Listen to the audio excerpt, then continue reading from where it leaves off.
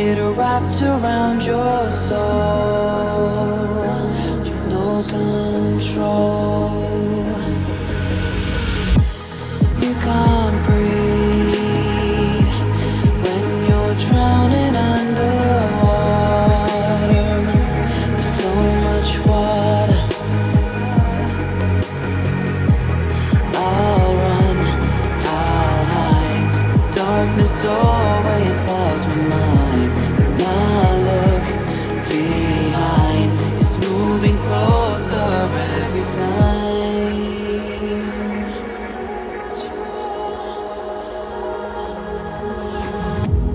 I can't pretend that I have a strong defense. Darkness, my old friend, you get me till at the end.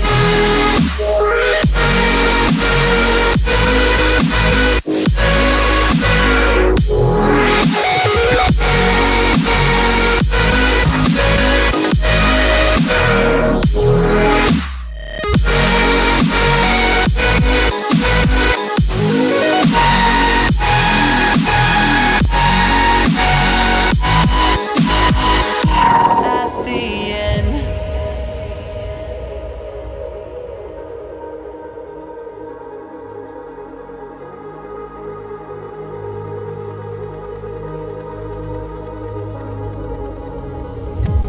Can you feel it wrapped around your soul with no control?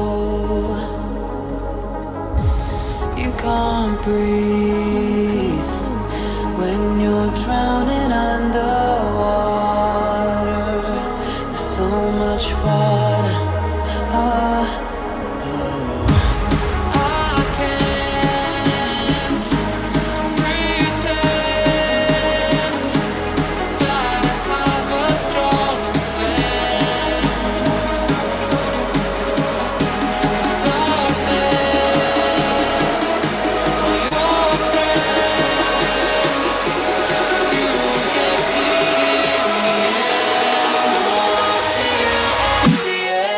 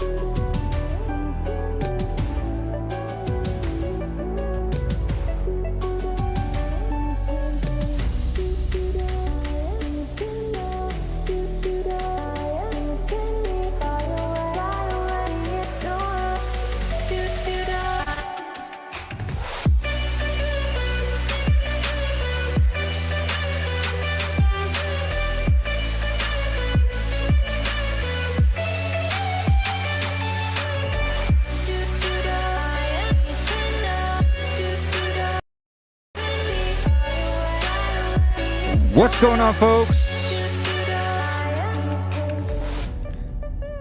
It's Q&A day. How's everybody doing out there? Hope everyone is doing well. International break is officially over. Premier League is back.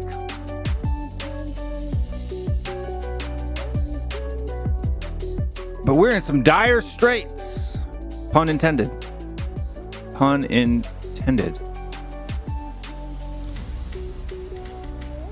Let's see who's out there in the comment world today.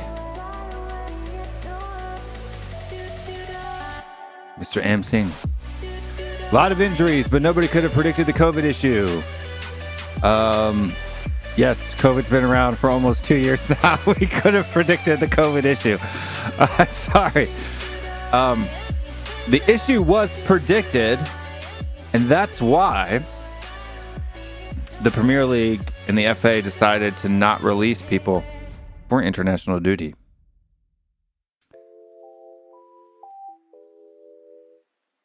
Just saying.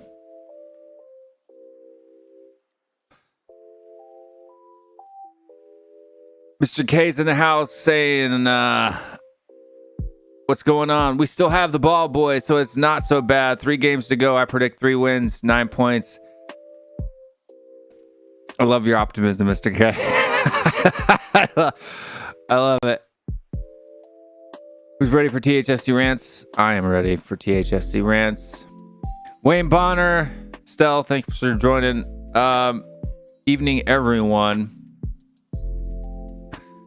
And thank you, Wayne, for joining the show. I appreciate that. Reckon Nuno may have to get his boots on against Palace. Yep. And get into that U23 side and really find some people to actually play it.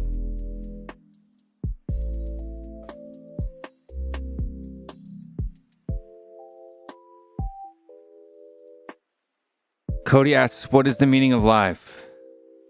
I couldn't tell you. But the meaning of life is to get up early in the morning and watch Spurs. Life is to exist. Existence is I think, therefore I am.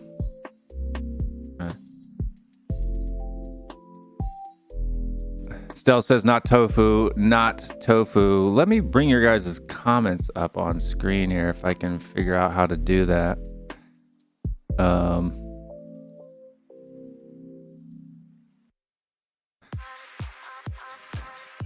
It'll be fun. But Dietrich's Cave feels like we should be playing back 3 with Roden Dyer. Hate saying this, and Tanganga versus Palace. Yeah. Dietrich's Kane, man. We've got nothing. We've got no one. It's tough. 고객님 안녕하세요. Hope you're doing well. 잘 지내셨어요?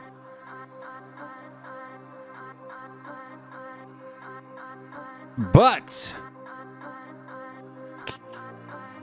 Cody says, personally, I can barely wait for the next 4 weeks to go by so we can have another international break. Yeah, it's going to be great. Canada pulled off a win last night, and the United States smashed Honduras 4-1.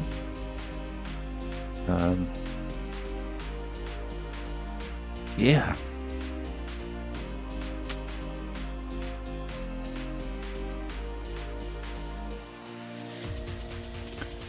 Let me try to get these comments up on his screen here. I'm having some technical difficulties here with the old YouTubes.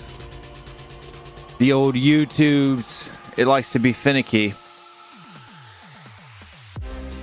Pop this baby out. What's going on?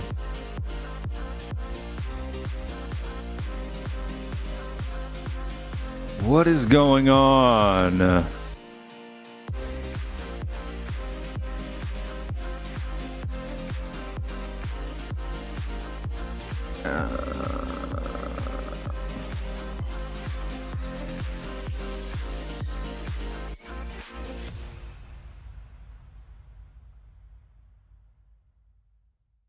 There we go. There we go.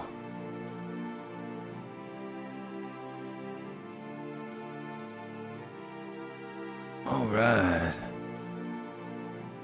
But anyway, how you guys doing today? We've got your chat on there, and you know what, YouTube? You're killing me, Smalls.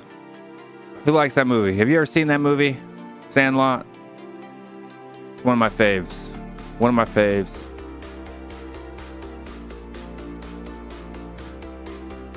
Jack Fowler, what's up, boys? Big win last night for the U.S. That is true. That is true. The USA are not good this year. We have had some issues ourselves, right? With, this, that, and the other thing.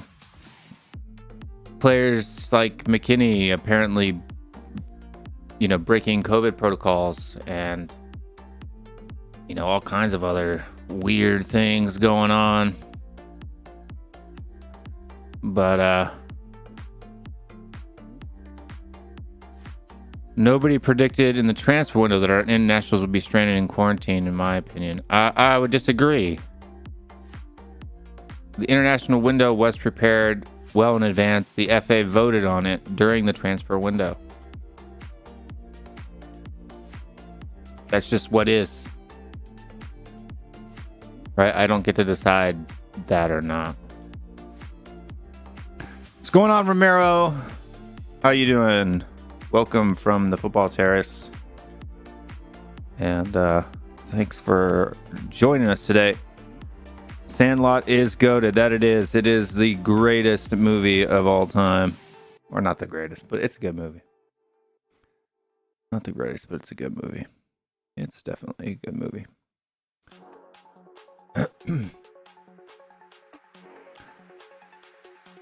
Anyway, how are you all doing today? How are you guys doing today? Doing good? Some people think that the international window couldn't have been prevented, or the issue here with COVID couldn't have been prevented. I disagree with that perspective. I think it could have very easily have been avoided, but that's just me. That's just me.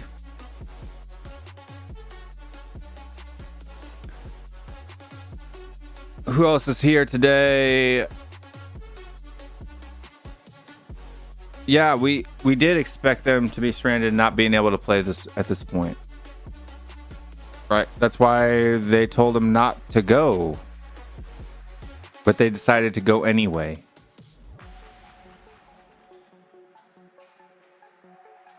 Unfortunately. 안녕하세요, David. Will Sun be okay? Said 흥민이 괜찮을까요? I don't know, man. I hope so. Any news? Any news from the Korean side of things about what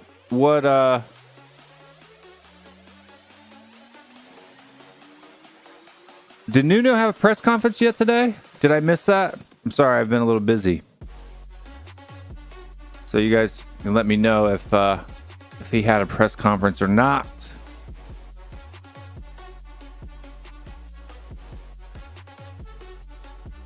And AMZO, what's going on? Welcome to the show. We're going to be having some fun today. But who would you start for Crystal Palace? Like who would I start for us playing Crystal Palace? It's a good question. I haven't really thought about it. Let me see here. Let me play on my phone here a little bit. Let me play on my phone here a little bit and see what's available. Let's see. Son is possibly out with a calf injury, so Steven Bergwijn is out. So that would be Gil on the left. You'd have to go with Hill on the left, right? Kane up top, Mora on the right, Reguilon, Dele, Højbjerg, Royale on the right. Did I say Reguilon on the right? Reguilon on the left. Dyer, Romero, Tanganga. My thoughts on Winks, no good. Harry Winks is no good. But that's really the only positive lineup that we could do would be to play a 3-4-3, right? A 3-4-3 with Hill, Kane, Mora, Reguilon, Dele, Højbjerg, Royale, Dyer, Romero, Tanganga. But that's a risk, man, because Royale is he even available? Oh, you're right. Romero can't play. Rodon. It'd have to be Rodon. Do I eat cheeseburgers? Sometimes I do eat cheeseburgers. Actually, we try to recently, I don't know why, but we've kind of been on a kick in my family. We try to go find a nice cheeseburger place, like a nice burger joint that's not fast food, not McDonald's or something like that. BurgerFi or some other places. But yeah, you'd have to go with Dyer, Rodon, and Tanganga in the back. Right, that's what you'd have to do in the back three. Right, or you could do, a 4-3-3.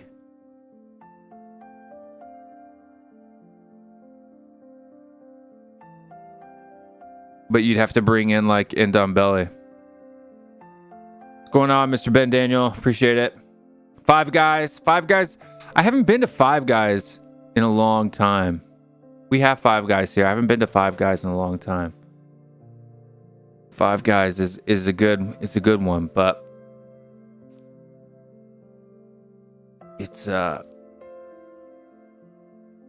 definitely, this music is making me go to sleep. There we go.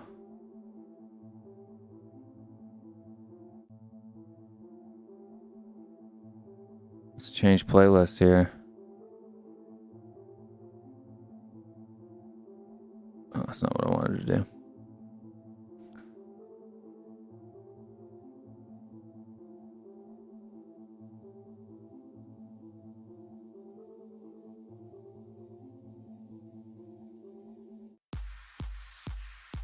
That's better. That's better.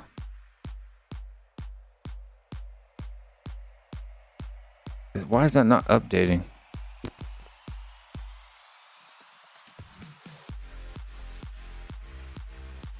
Now it's updating.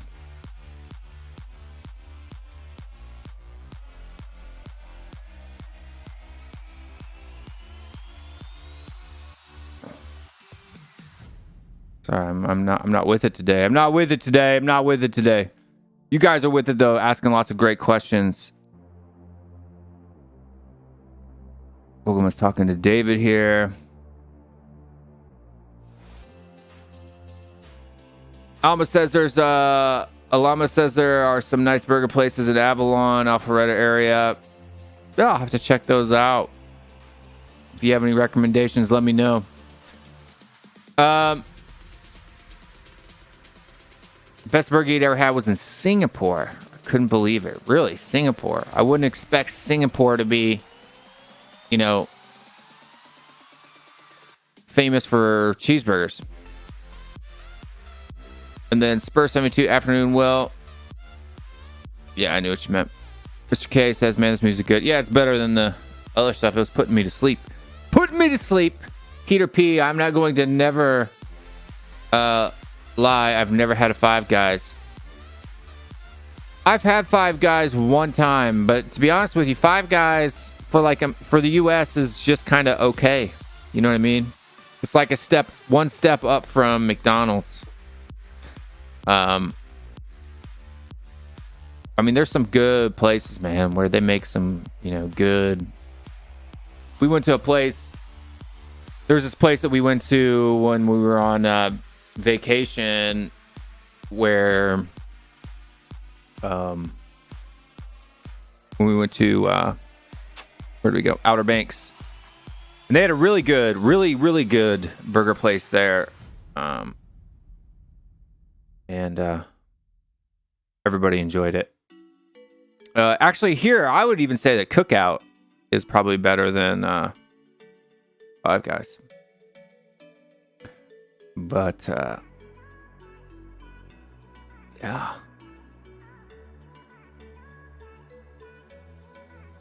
Anyway, what are we going to do about our current selection of players that we have available? Who do you guys think that you're going to start, right? Go ahead, put it in your options in the chat there.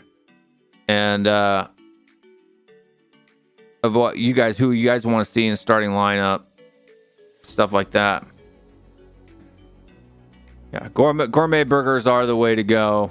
They are the way to go. We have there's a place just down the road that I think we're going to try next. And it's like Friendlies.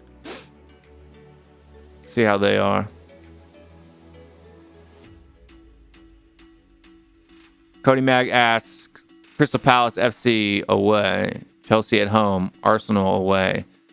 What do you think our return will be from a possible 9 points and 1? Cody always asks really great questions. With Chelsea, I say best case scenario, we get 7 points. Right? Best case scenario, we get 7 points.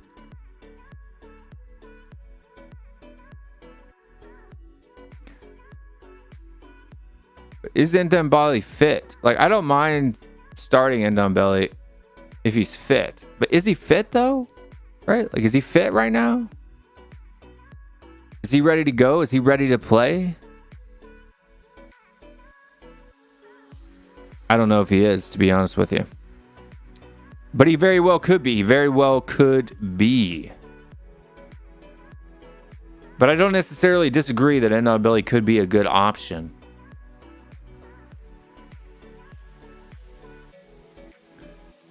Very well could be a good option. I hope you guys know that. 7 points.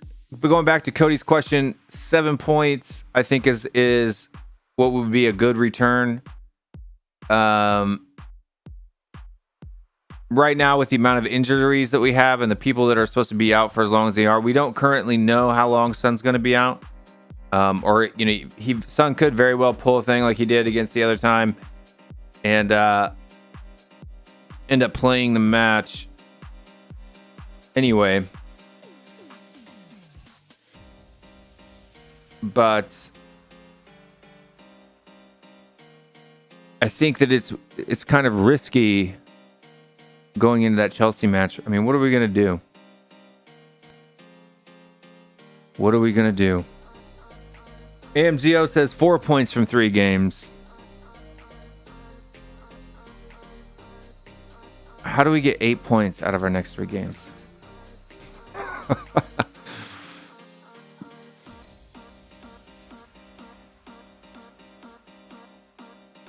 I don't think that's mathematically possible, Bob, but thank you. Alison Edwardson, hello, sir. How are you doing today? How are you doing today? I'm doing well. AMZO says 4 points from 3 games. Jake Fowler says we need to help. Nuno can find some way to get Tanguy on side. We all know his ability is world class. His attitude just needs to match the talent. I agree with you, Jake. I agree with you. But unfortunately, attitude isn't something that you can normally train, right? Without like a psychiatrist or something like that. But, yeah.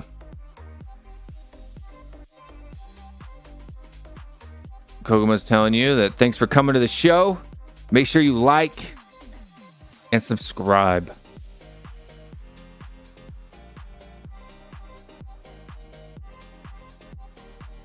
Who, me?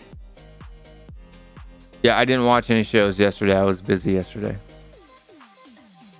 Busy. 안녕하세요, 토니고님. Thanks for coming. Thanks for watching.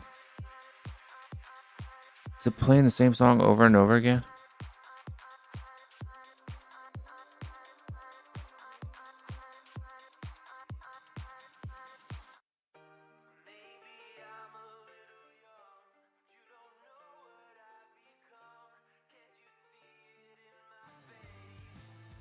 It's a bit loud. We'll bring that down because it's got words. It'll be a little distracting.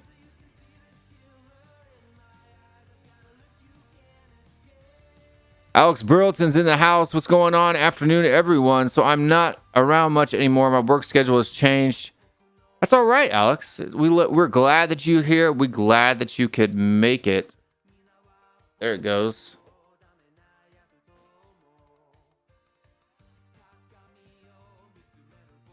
Mr. Cody Mack says, I've heard people say it pronounced Nuno and not Neo.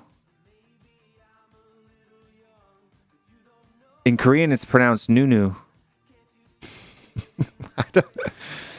우리 한국 친구들이 왜 한국 여러분들 왜 누누예요? 왜 그냥 no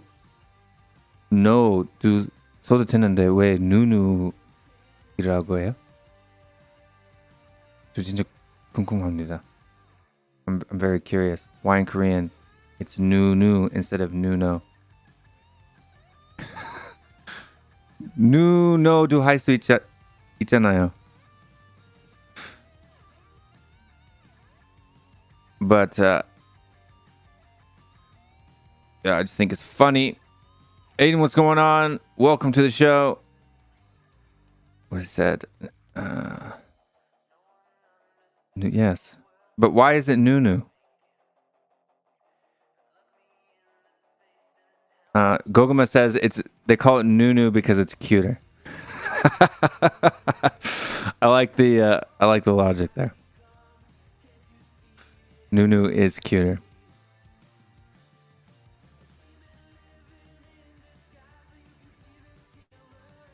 So Peter P says Loris, Regulon, Rodon, Dyer, Emerson, Hoybier, Deli, Indombelly.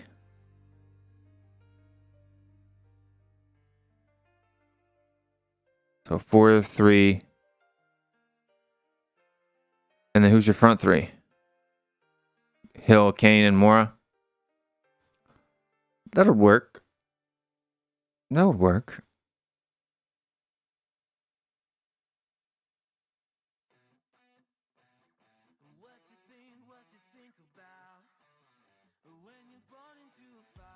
I say Nuno. Nuno Espirito Santo. Nuno.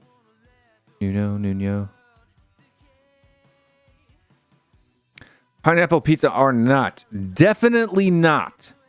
Pineapple on pizza is absolutely disgusting. That's what it is. Absolutely gross.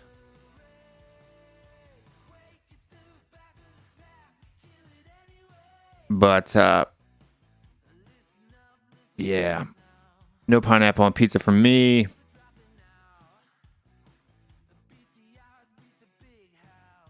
What are my preliminary thoughts on Patrick Vieira as Crystal Palace manager? To be honest with you, I don't have any FPL players from Crystal Palace on my team, so I haven't researched them that much at all. So I couldn't really give you an informed opinion on that, other than what the results are, right? So let's see. Drew 2-2 against West Ham. That's a good result, right? Drawing 2-2 against West Ham is a good result.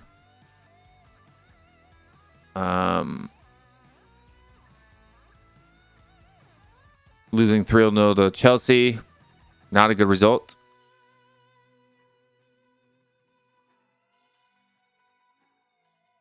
0-0 against Brentford too is not a very good result. So, I mean, maybe they're just now starting to get the, the wind in their sails and stuff like that. But I don't think that it's necessarily something that I really need to get worried about. Questions are really starting to fly in now. If you have something that's super important, super chats do make me feel less negative. But let's see. Enter conversation. Vieira always gets doomed projects.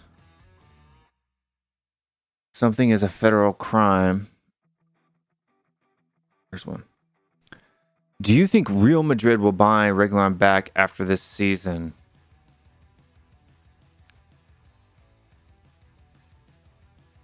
They could. They could. I hope that they don't. I personally rate Reguilon. So I don't necessarily think that it's something I would like to see happen. There are some people who don't like Reguilon. I admit they don't like him. But I hope they don't. They very well could. I mean, they have it in their contract, right? So this is the last summer. So if they don't do it this summer, this upcoming summer, they're not going to do it at all because, they just can't after that point. I mean, we get a decent amount of fee. I think it's like a minimum of 45 million euro or something like that. No, that is not good. Morty the Hotspur says, Lloris, Emerson, Tanganga, Dyer, Reguilon, Pe, Dilion, Ndombele, Hill, Son Kane, Mora. Yeah. Any word about how bad of a calf injury Mr. Son Heung-min has had? Has Nuno had his press conference yet? Did I already ask that? Did anybody answer that question? I think Edu is a great player. Edu? Wait.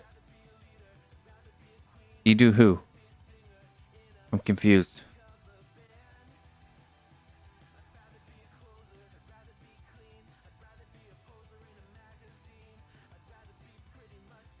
You got me stumped here.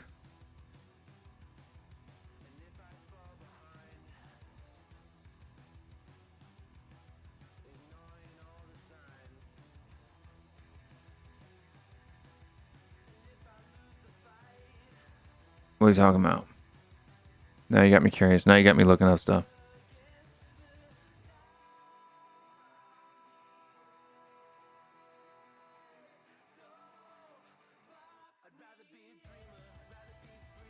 Oh, no. I was thinking you were talking about the... No, he's horrible. No, he's horrible. Yeah.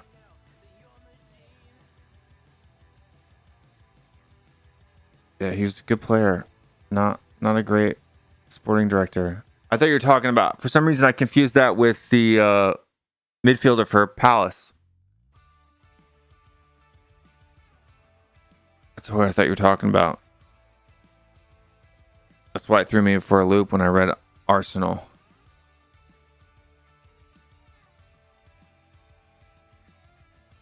You threw me for a loop.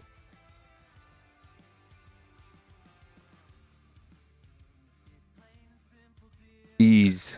Easy E. Yeah, I know that's ease. I know that's ease. That's what I'm saying, but that's what confused me for a second. That's what I thought that's what hit my mind when I saw Edu. Yeah. Did I just wake up? No, I didn't just wake up. I've actually been awake. Man, you know I didn't just wake up. I've been talking to you all day. What are you talking about? Yeah.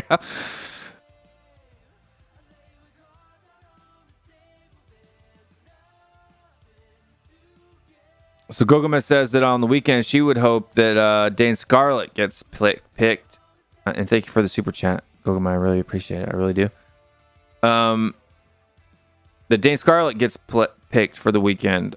She really likes him.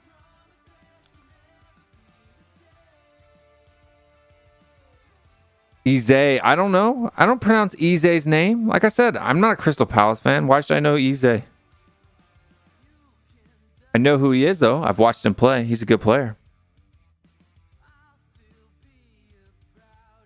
Ize in any of the languages that I speak is not spelled Eze, so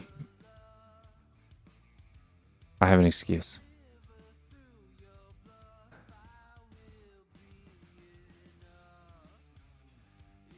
Edu used to drive around London in his Ferrari with Edu on license plate. That's a good fun fact.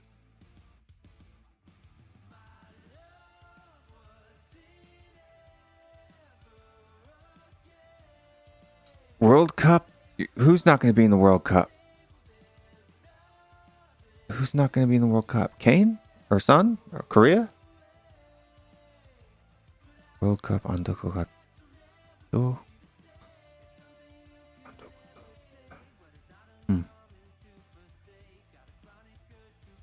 It's a matrix for ref. Matrix for ref.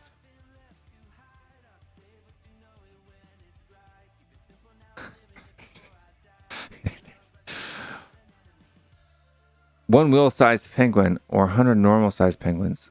Who would you rather fight?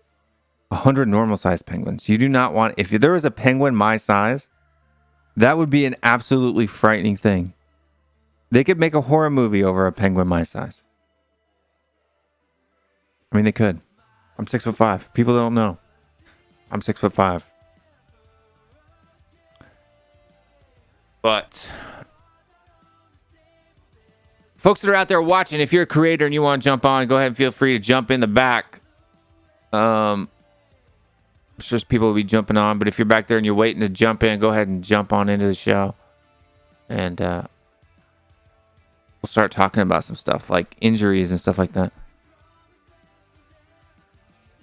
What do I think of Kvaratskhelia? I think his name is ridiculous. That's what I think.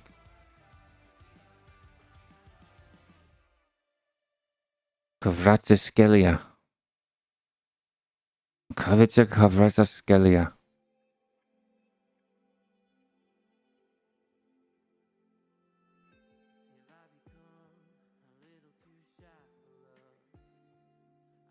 Will's too humble, won't share his story on knowing how to speak Korean. Are you trolling me? I know how to speak Korean because I lived there for 13 years. It's not a very difficult story. Emperor penguins can reach 100 pounds and 3 feet tall. Maybe it catches Will on a bad day. Well, I'm 210 pounds and 6 feet 5 inches tall. My leg is longer than those penguins. I would just kick them in the head.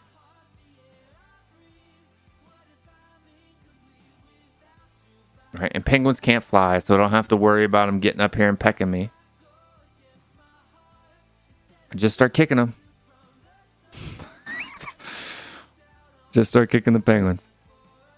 Wall Street Hotspur, I hope you're doing well too. Long time no see, my friend. I'm glad to see you back. Glad to see you back on the show. And he says, fair enough. There you go.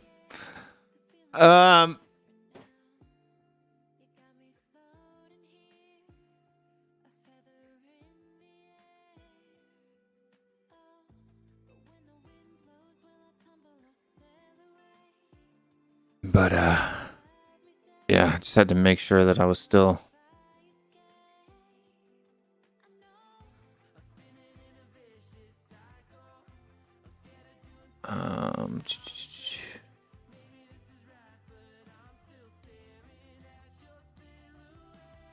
Mr. K, I think it depends on where you're joining from. If you're joining from your phone, it'll pop you right in.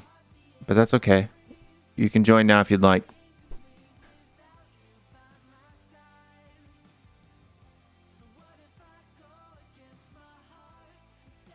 He said you did better with Kvaratskhelia than you did with Ease. Easy.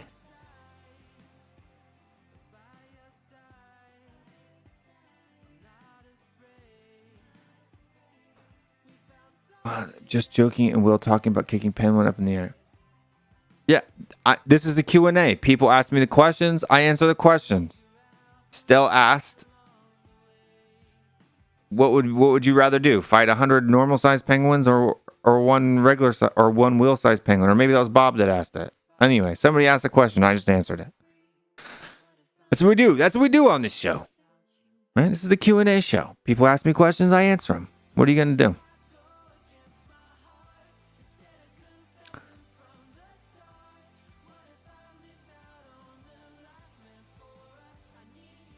But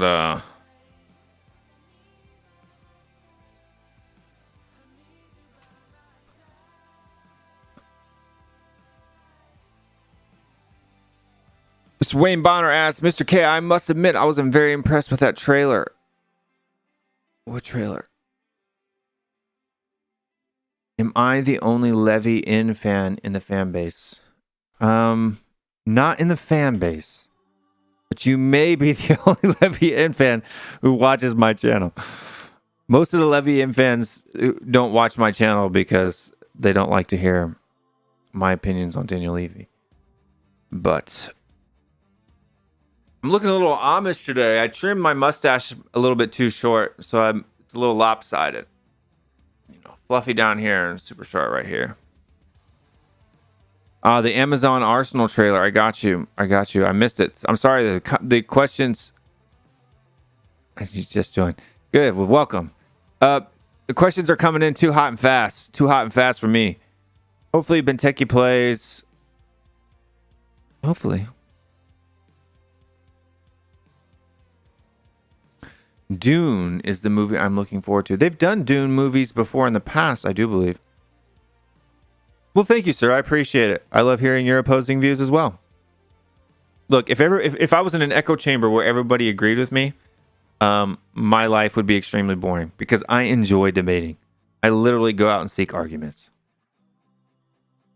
All right, so I just realized my TV's not on. But no, I do. I really enjoy arguments, and I really enjoy a good debate.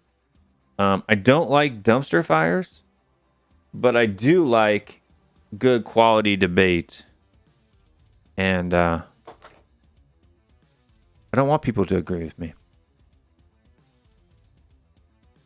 I want them to agree with me after I beat them in the debate.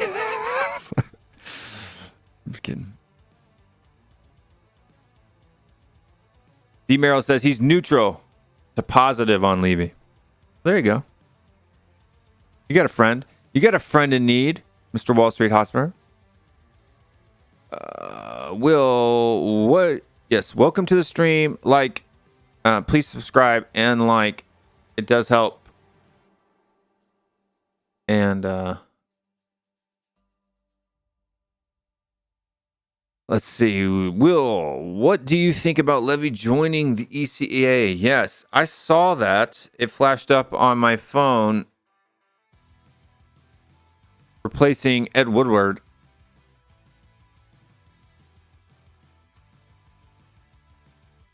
I don't know. Seems like a grab for power to me.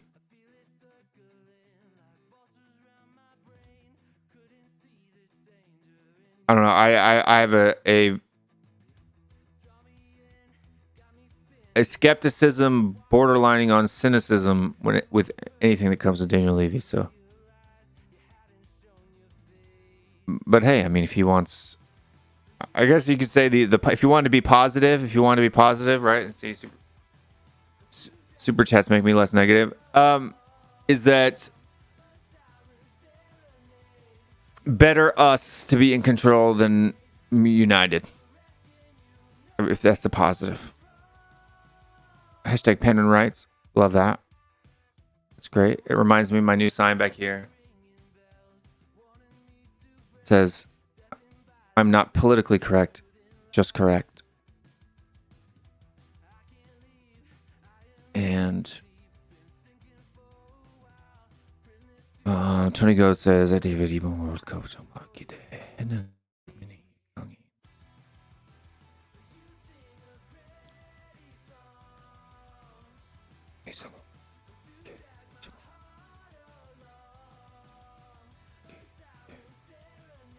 It looks like Koreans having problems qualifying. You still have a lot of rounds of qualification though, don't you? Are you guys out, or is it just looking like you will be? You have to tell me a little bit more about that. Mr. K, Bob, you're welcome to join the show if you want. One great Dune movie, one reason cable TV series, and now trailers for this new Dune movie. It all has the hallmarks of being the film of the year, unless Matrix 4 smashes it. I'm going to be honest with you. Since COVID, I haven't really seen a good movie. They've all been kind of chintzy, cheesy. No real good storyline. Nothing that really gets me interested in the movie or anything like that. It's pretty bad. Livy isn't that bad. Positive on Livy. Is this stuff serious? I didn't say Livy isn't that bad. Hit the like if you want to see Will fight Levy instead of a penguin. Levy does kind of look like a penguin, but he would never. He wouldn't last 2 rounds. He wouldn't last 2 rounds. I'm big and grew up on the streets. Most underrated Spurs player. That is a good question. Most underrated Spurs player is. Statements in the comments. I got you, Scott. Most underrated player at Spurs is.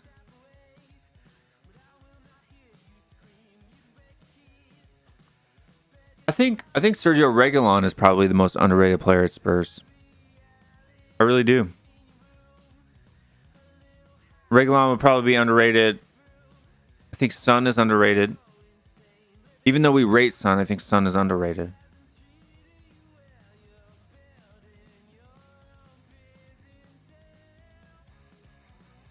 Who else?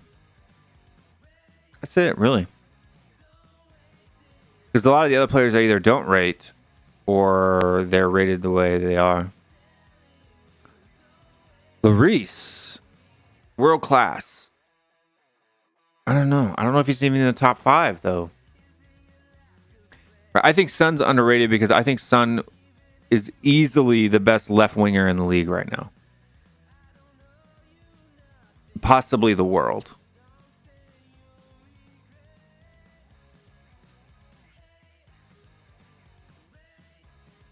Right. He's definitely taken that title from Eden Hazard, for sure.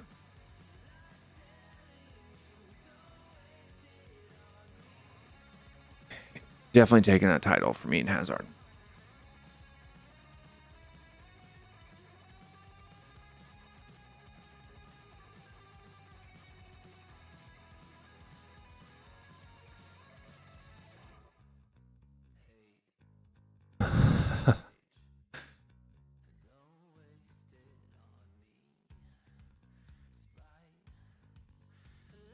You're just unlucky, Tony. You're just unlucky.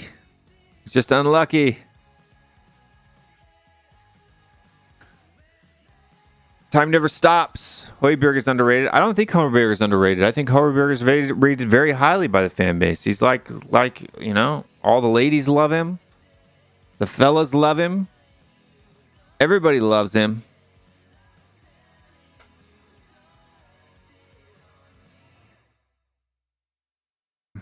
Good. Translate. Yep. I speak Korean. 2 minutes. The kettle's on. You know us Brits. We love our tea. There you go. Speaking of tea, have a little Texas tea.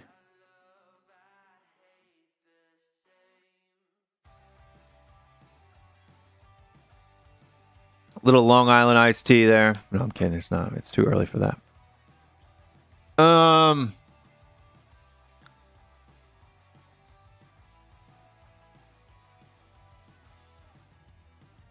It's Delhi. People like to hate so much they can't see his versatility and smarts. Delhi is definitely. I don't think Delhi is underrated. I don't. Delhi's problem is that over the last couple of years, he's lost focus. He's lost focus and is unable to regain that focus efficiently enough to break through over players who are necessarily better than him. Although he's done fairly well this season. Would I say that Delhi has done a great job this season so far? No. But definitely.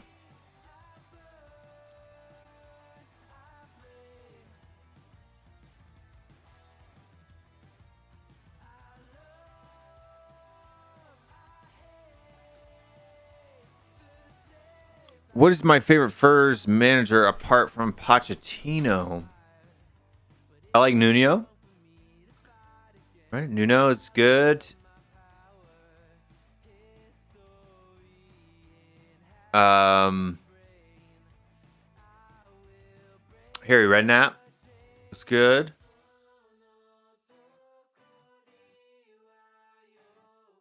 Yeah, and I mean that's about far back as my intimate knowledge goes.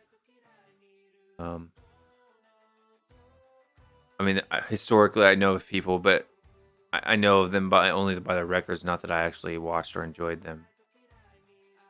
So, yeah, but like Martin Joel, Bill and Nick. I know who those guys are, right? But I haven't watched them manage the club, so I can't give an emotional response, right? Based on that. You know what I mean? It's like watching. It's like Maradona, right? I know he's a great player. I've watched clips of him, but I didn't watch him play, so I don't have an emotional attachment. I have a far more emotional attachment to Lionel Messi or Cristiano Ronaldo or Son Heung-min than I do Diego Maradona. Just simply with the fact that I wasn't watching the game when he was there, right? This is about as much emotion as I show. But still there.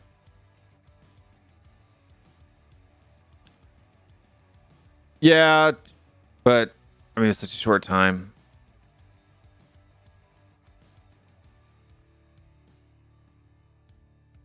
Yeah, Harry's got to be up there.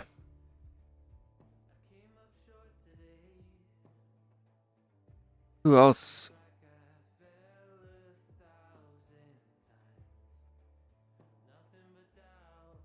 Who else? Anybody got any more questions? Any more questions?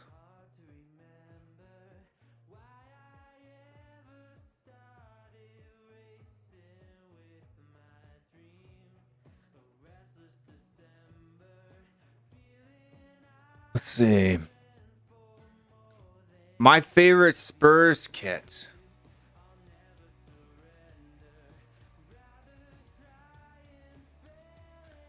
My favorite Spurs kit. The old Holston ones were pretty good. But like in modern times, since I've been watching the club, my favorite kit is probably the purple and navy blue away kit from last season or the season before last. I think it's last season.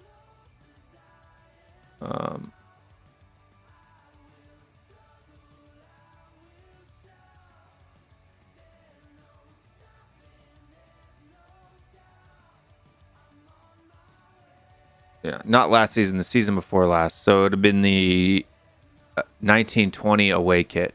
Would probably be one of my favorite kits. Now, to be honest with you, I have several of the Under Armour shirts going from all the way back to like 2014, but I'm telling you right now, like I don't really like them. I don't really like them. Like I don't wear them out.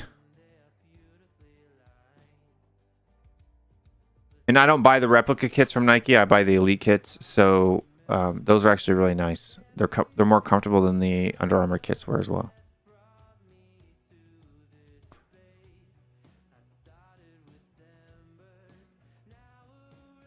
Puma kits. Puma kits are all right.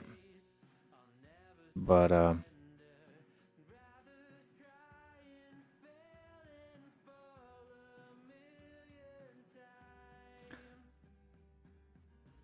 yeah, I mean they're good. There's some of them are pretty good.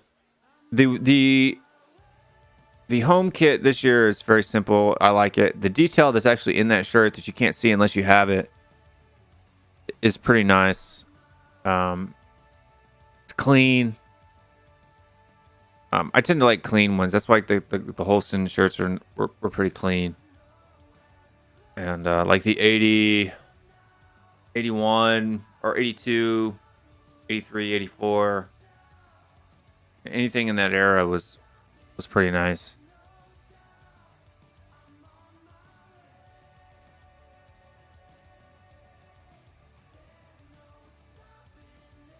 But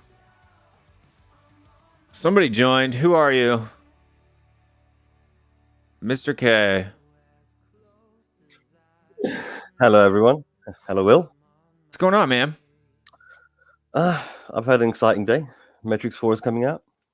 I haven't seen the trailer for that yet. Like I said, I've been really busy the last week. Like, I have to make time to do these shows. Otherwise, No, I wouldn't do it. I think you're right when you said about the trailer that you weren't too impressed with certain features of it. Like, on the whole, you haven't been that impressed with like certain movies coming out. They're missing some element of like completeness and wholesomeness, like proper movies. But I've been excited. I've been waiting for this for, was it 2 decades nearly?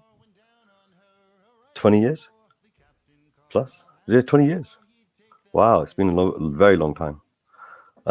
But yeah, exciting times. We're coming up. Internationals finished. Games are about to start. Usual shenanigans are going on with our club. We prepared really well. And then when it comes to the crunch, we haven't quite prepared enough. Is your teapot boiling? I hear it whistling. Is it my microphone set up? No way. Yeah, there's like some kind of like, it's in and out. There it goes. Whatever you're doing, it's like making it click in and out. Right. That must be me wiggling this cable, which I've got. It doesn't seem... Okay, I'm going to put it over here like this. And now it's not going to get touched, all right? There. Is that gone? No, it's still there. That's it. Only you can hear these things, you know that.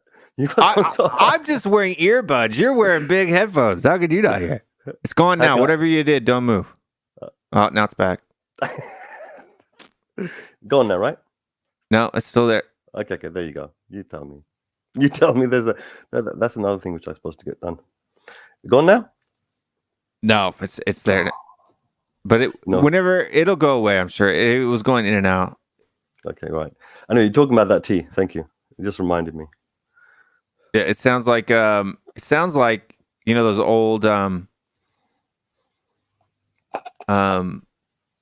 AOL devices. That's what it kind of sounds like. I don't know if anybody in the audience can hear it. Can you guys hear it in the audience? Are you able to hear it? Or is it just my super ears?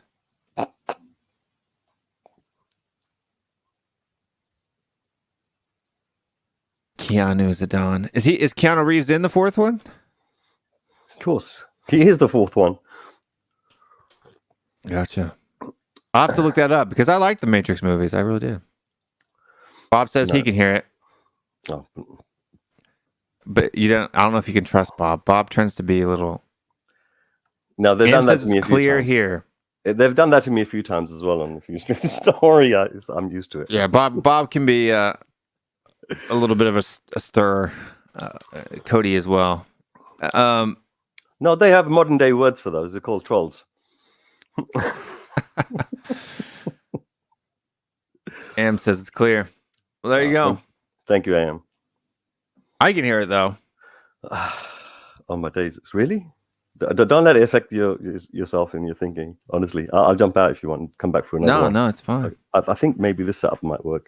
I got tons of setup. The problem is the setup which I want. I need to really put it together. Yeah, the one you were using Tuesday night looked really good.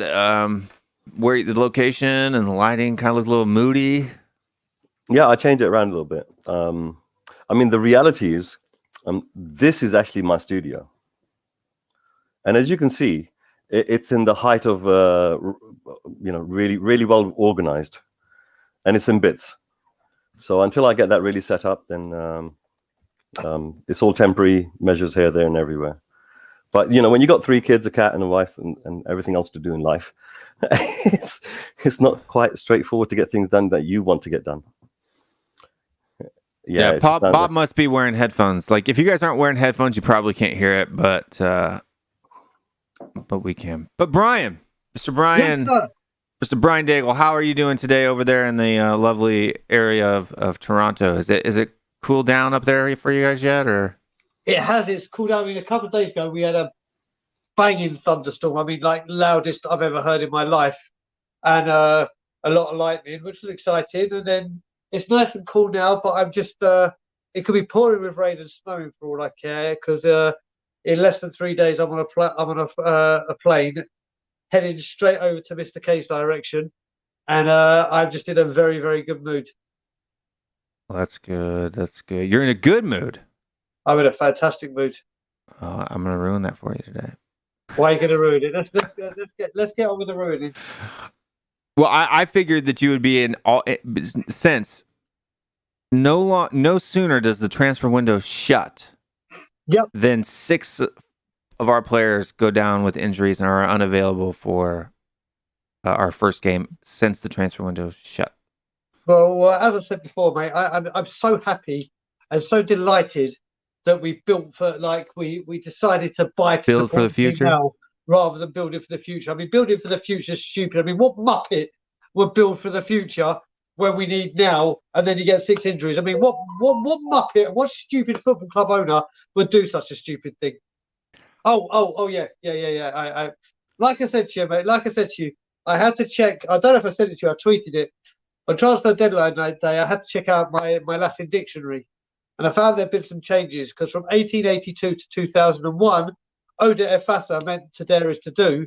And I saw in 2001 it changed to build for the future, 1 trophy in 20 years is acceptable, and I lie to the fans. So Latin has changed. So it's our own fault for having that motto.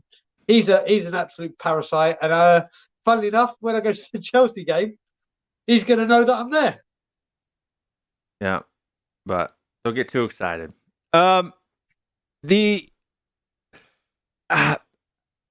It's like, look, I don't take any pleasure in being right about the horrible way in which our business is done at our football club. I don't. I really don't take pleasure in that. I really don't. But what I would like to say is, when I'm giving opinions that are based on historical trends, and then people call me negative for it, it's like, I'm not being negative, I'm being realistic, right? I need to echo that as well, Will, because I've been doing that for 14 years, remember, and I get called negative for everything else. So, yeah. But it's like you said, when you've got stats, this is why as well, I said it on, I can't remember what stream I was on, I think it must have been Simon on Premier Sports, and I said, you know what, it's all well and good me shouting and screaming and going mad like I do it off the rails and having my rants, which everyone knows and loves, or some other people don't like. I thought, you know what, it's all good for the Levy haters that just want a voice and someone's shouting and screaming, which is me, thank God. But it's more about trying to convince the people that are not there. And the way to do it is just talking like this and coming with facts. Obviously, I can get heated the more and more it goes on. But rather than me coming in and just screaming it off, I've now decided to take the approach of talk like this, say what I've got to say. And if you want to try and argue it, then I'll start going up levels. But it's the only way to do it. Brian, the club has told us many times, right? Yeah, it's not real and it's not true until they say it is. So we're not in trouble. We've got plenty of players. Listen, like I said to you, I don't believe a single word that comes out of that club's mouth unless it's the stadium announcer lining up the teams. Everything else is literally honestly, it's like it's just pathetic. I don't believe a single word that is said. Not a word. But hey ho, all I can say is thank God the Premiership is back. All right, we've got 6 players out. Let's just hope they're out for Palace and maybe Rennes, and certainly back for the next 2 huge games. I think we've got to look at a situation here where people don't like to be told when they're wrong, and then they hate it when they're reminded that they were. And people tend to dig their heels in. And the moment there's any type of distraction in terms of how much money we've made, or, you know, there's a recent election, somebody's been elected back onto a board that they were previously left in the first place, you get this euphoria from large segments of the fan base who seem to go along with this. And the problem is, unfortunately, if you try to come out with what you see with your own eyes, people just don't want to believe it. They have what they call opinions. And opinions matter, apparently.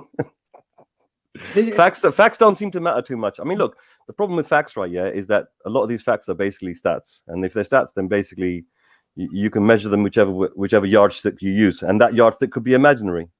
And so long as there are enough people that get together and say, listen, a foot is this long, then they're right. And the minority is wrong. And Mr. K going levels. He goes deep. I can go levels 2 and go deeper. We can get into philosophical conversation here if we want to, but because with my intellect, I'll get very, very lost. Like when we had that computer discussion after Tottenham on tour with the transfer deadline, when you started talking to, it was Jason. When you talked to Jason about computers, me and Stell were like, "What is going?" Yeah, it's too early to go philosophical. I think people sometimes get confused, right? Yeah. Between certain business people building a foundation and a strength under their business empire, and they think that's part of the same effort being spent on what they believe, which is a football club. So Levy and Enoch have invested quite heavily in building their portfolio as a business. When they do sell this thing, they've made everything they want to make. Right. And they've used the club to do that. They've borrowed other people's money. They've used the club as a negotiator, like a big bouncer behind you when you're talking to someone. And pretty much he's done it step by step by step. But people get this confusion in their mind. They say, wow, man, the infrastructure is amazing. He's done some fantastic things for the club. No, what he's done is he's built a product that he's going to sell. You know, he's borrowed over £1 billion. I mean, this is not a joke. We're the most indebted club in Europe. And people are complaining about Barcelona and Real and, you know, all these other clubs that apparently they're panicking because they're in so much debt. Well, we're in more debt than they are. We're not panicking. Well, it's because our debt is different type of debt. That's why. Exactly. I agree. That's the one thing that's on our side. Thankfully, we all know it's definitely not down to wages. But yeah, I mean, it's all down to bricks and mortar. But I know where you're coming from, But the thing is, here, what people can say is, look, Will's made a point there, that debt is a different type of debt. This is what I'm talking about. They haven't created a debt to put themselves in trouble. What they've done is they've created a debt to create a business commodity that's worth more than it is before. Okay? So that's a business move. That's how business people do it. He's offset some of that debt to 30 years. I mean, Lewis is not going to survive 30 years, so I don't know who's going to be the tail end, you know, the person paying all that back for the next 30 odd years. I'm convinced that them two are like Mr. Burns in The Simpsons. The club itself, with the investments it's made with the stadium and so forth, that's the entity that's going to be paying back all of these loans and these debts. So if you look at the footballing side, it's slightly separate. That's a different operating cost altogether. And I think this is where Paratici, I think, has done I have not seen. I mean, I can't remember the last time Levy let a player go who could be worth some money. I mean, look at Carter Vickers. I mean, how much money was he worth? Why did they give him another contract? You know, but here you got Aurea. Well, Alistair Gold explained why that. Sorry? Alistair Gold explained why they gave another contract to Cameron Carter Vickers, right? So going out on loan, getting loan fees, right? So he came up through the academy, right? Sending him out on loan actually makes the club money because his wages aren't high. So every time they send him out on loan, not only does the other club pay his wages, but the club also makes a fee, whether it's £1 million. It doesn't affect the first squad then. It's not expensive to the club, but I checked this. I can't remember what stream I was on. I think it was on Tommy's. In just Spurs contracts alone, Carter Vickers has made over £7 million. I mean, like you said, it's nothing compared to the big hitters, the Canes, the Suns, the Bellets, anyone in that first team. If you'd say that guy's come here, probably had what? Not even like 10 full appearances in the first team, and he's earned £7 million. Yeah, but the other clubs have paid that £7 million, right? Yeah, I was saying majority of it, but it's a proper business move. No, Brian, I get it's proper business. My point is that priority is the only element which I can see which is different from before, where Levy has made a decision about in terms of footballing. Okay, so Sissoko, they found a place to go out. Aurea, they couldn't, but they released him. And the two of those makes more sense if you're trying to create a harmony situation, right? Yeah, regardless of what elements you've got left in the dressing room. So that seems to be a footballing decision. Okay, so as footballing decisions go, that isn't too bad. That's actually quite a decent one to do. And it cost the club a loss of money that they could, technically have made money on, just like this Carter Vickers thing. That's my whole point. You've got one player that's definitely worth a lot more than the other, and yet you can make business with one. Why can't you make business with the other? But they've allowed the money to go, which means that they've sacrificed it on something else, which has got something to do with like morale or a feeling or an emotion, rather than an actual substance or something. And that is a footballing decision, which is kind of refreshing to me to kind of feel and see. It's been many years since I felt something or seen something even similar to this. Oh, hi, Bob. How are you? Before we go to Bob, though, I do want to read. He said, our panel is great. That's what Gogoman says there with that 3001 super chat. If everybody else wants to get super chats in, you are welcome to do so. There is no law against it. It does help the channel.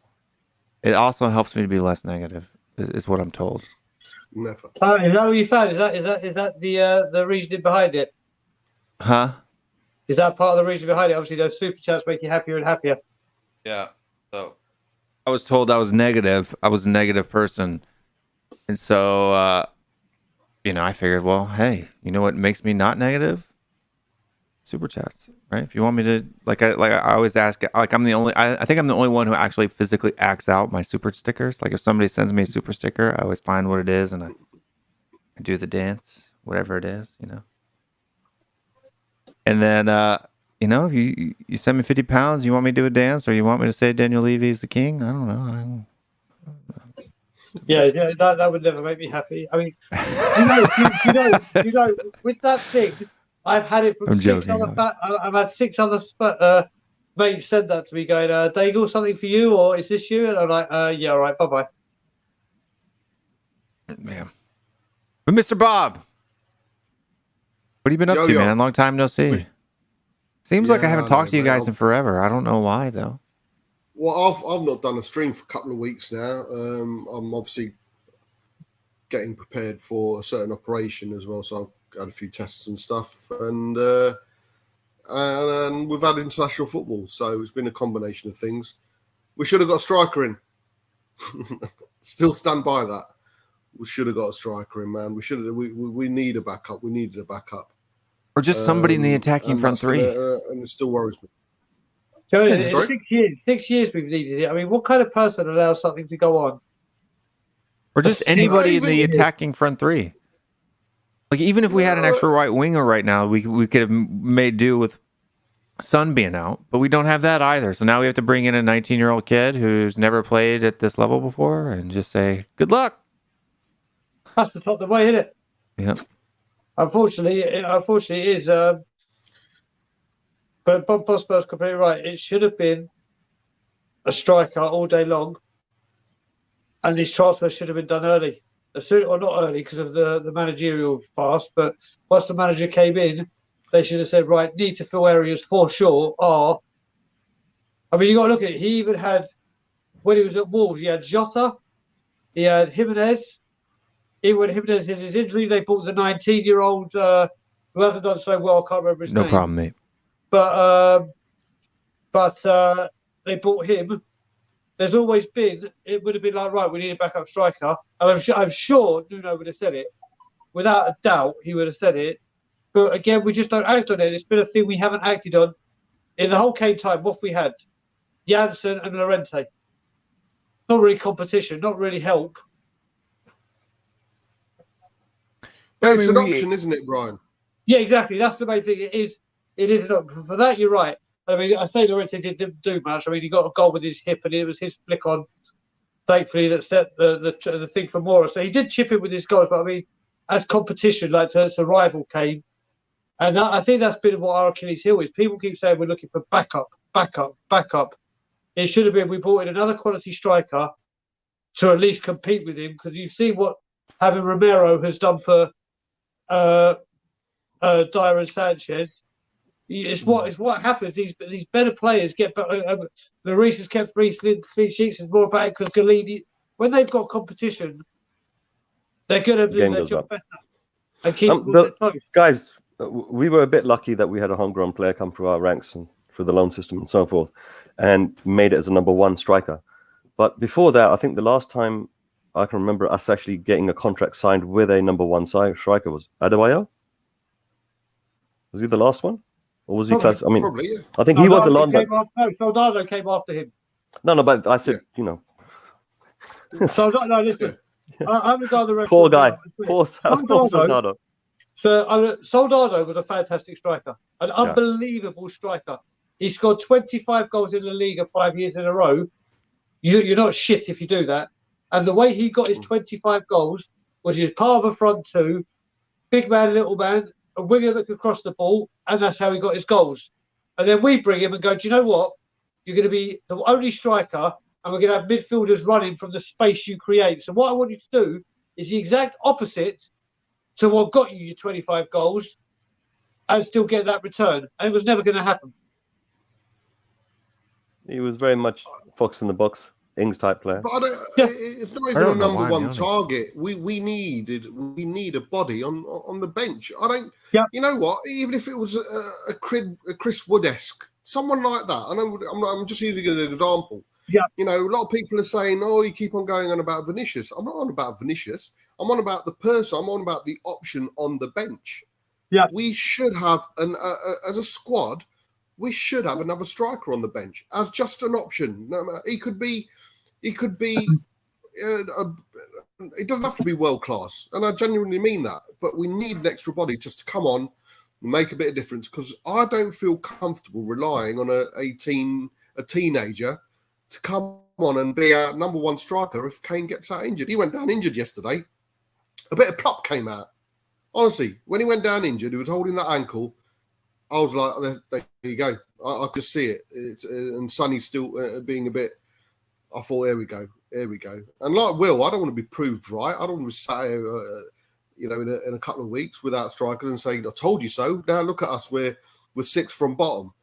No. It's people need to differentiate between the two. You know, wanting more for the team. No, but I mean, what we were saying during the transfer window, was this is what we need in order to not be where we are right now. And everybody out there called us negative, right? Negative, full of ourselves, doubting the process, let him cook. No. Mate, it doesn't take a genius. I would question if we are talking about the recruitment side of the things and the people who are in charge of recruitment, I'd question their intelligence to let a whole summer go. Well, since the end of last season, and certainly since a new recruitment guys have come in, Paratici and co. Getting a striker in was number 1 on the list. Getting a backup striker was number 1 on the list. Instead, we've got 584 right backs. I mean, that was a crazy thing. We let go. We let go of the option for a backup striker, and we didn't refill it, even if it was someone on loan. Exactly. We just need a body on the bench. I mean, you tell me if we're 2 or 3 left, we're winning in a game, taking Kane off with 20 minutes to go, 3 games out of 6, that'd make a huge difference. It would make a huge difference. Saving Kane 20 minutes there, 15 minutes there, whatever. Obviously, we need to be comfortable. But we haven't got that option. Who are we going to bring on? A youngster and wear him out? No, for me, every youngster should be coming into a winning team, a team that's in the ascendancy, a team that's comfortable, so can go out and express himself. Not with 10 minutes to go, 1-0 down. Come on, man. Come on. And I'll stand by it. I've been saying that right from the off, and I'll stand by it. I kind of hope that in some way, I'm not just saying for the Palace game, I really want to see us go for a back three and play 2 up top and have Kane with Scarlett, because I think it's all good, well training with him, and you get to learn off him. But if he's there with you in a game, I don't think the two have been on the same pitch at the same time.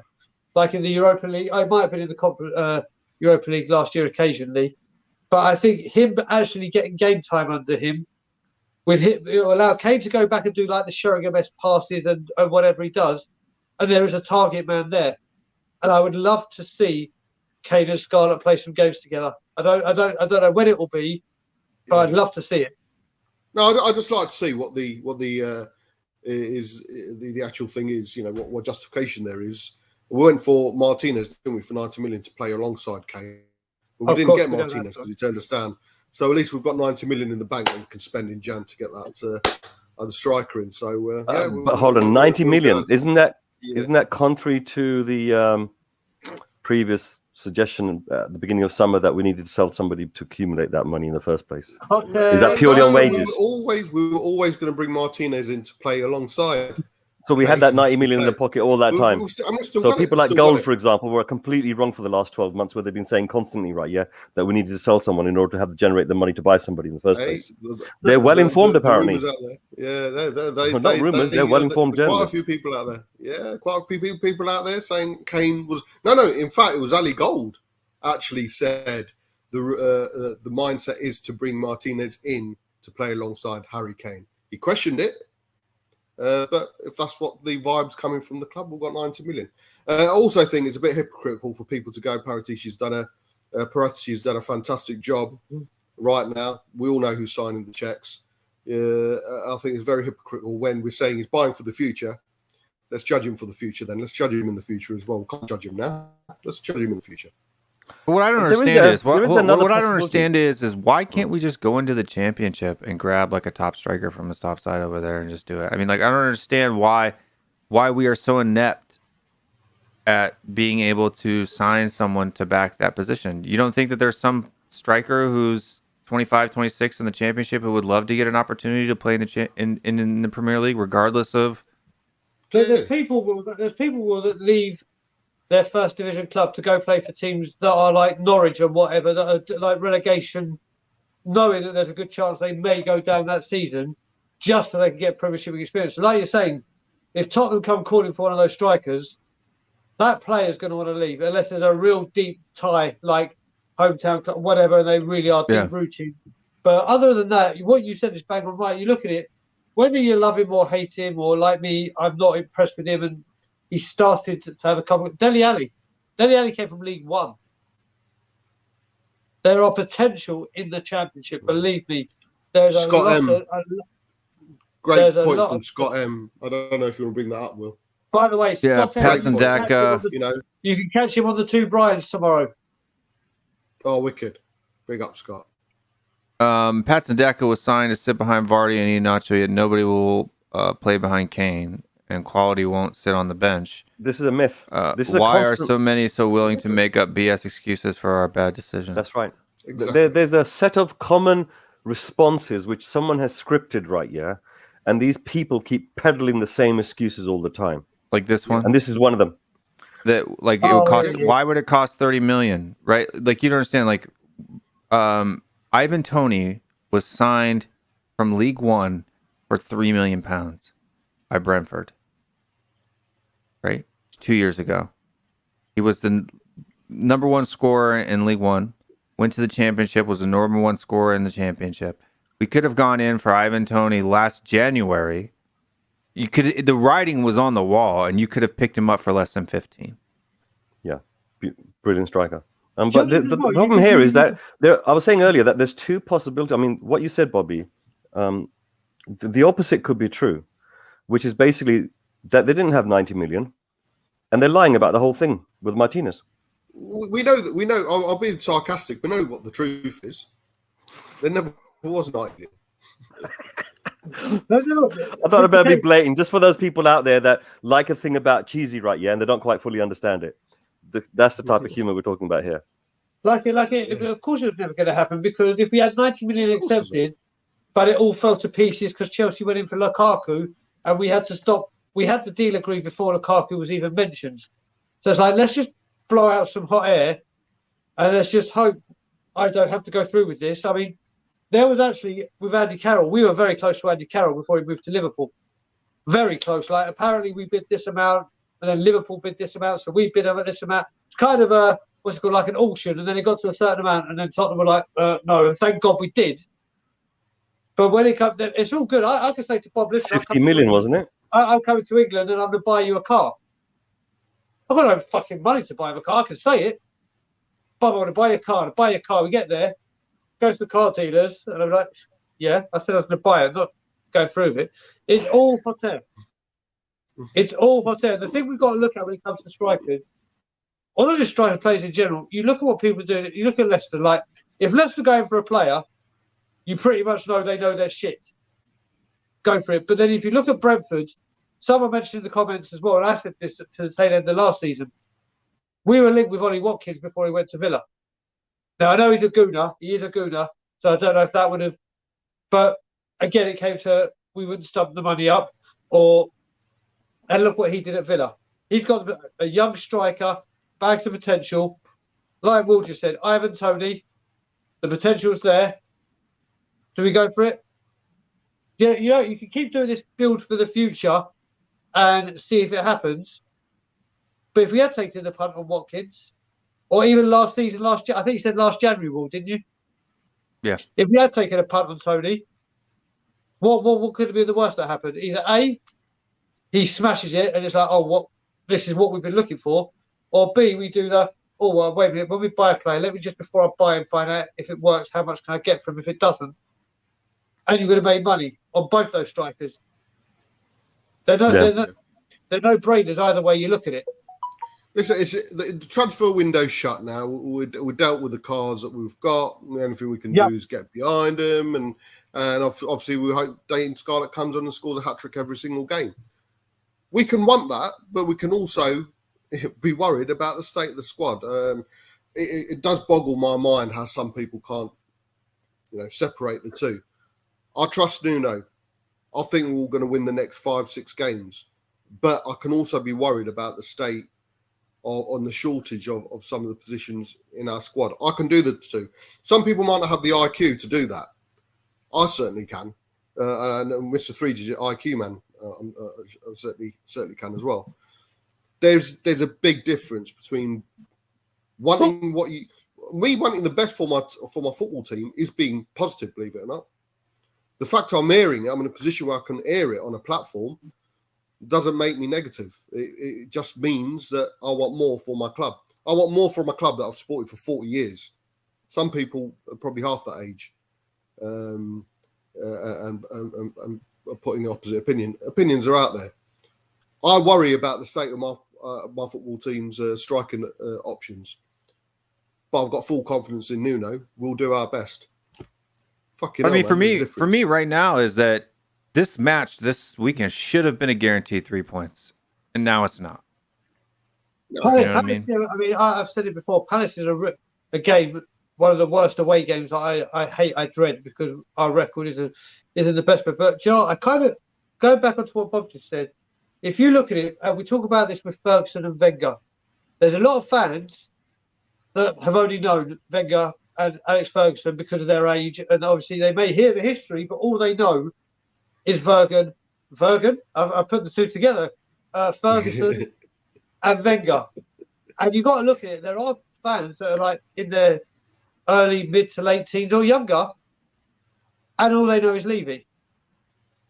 So when we're talking about, like, Bob Spur and I have seen, and Mr. K have obviously been around it when we won in '91, when we had in the '80s, when we were doing this and the first to do this and the first to do that. We were that and that. But now we've seen, like, we've had, in my lifetime, we've had 3 chairmen: Scholar, Sugar, Levy. Obviously, Levy for the longest time in my life period. I think Scholar and Sugar are combined what Levy did. And they only know what it is. And this is the era where top 4 to a lot of people mean more than a trophy. Whereas a trophy to me means a lot more than top 4. For me as a fan, for the club, I get it financially. Top 4 is where it's at. But if someone said to me this season, the FA Cup will finish 4th, I will choose the FA Cup. Straight up. I think if we're playing at a quality level, right, consistently throughout the season, then we have an opportunity when there's a little cup run going, of being able to ride just above that, just to grab that cup. But it depends on us having that ability to be consistently performing at a good level, a top level. Okay, if we're doing that, then by the end of the season, in the league itself, we should be 4th or thereabouts. But in terms of cups, we're good enough that any given time when it's an opportunity there, we can push that one level, get to that next gear up. It's been proven we've got to final. The problem is we've not been able to find another gear. Yep.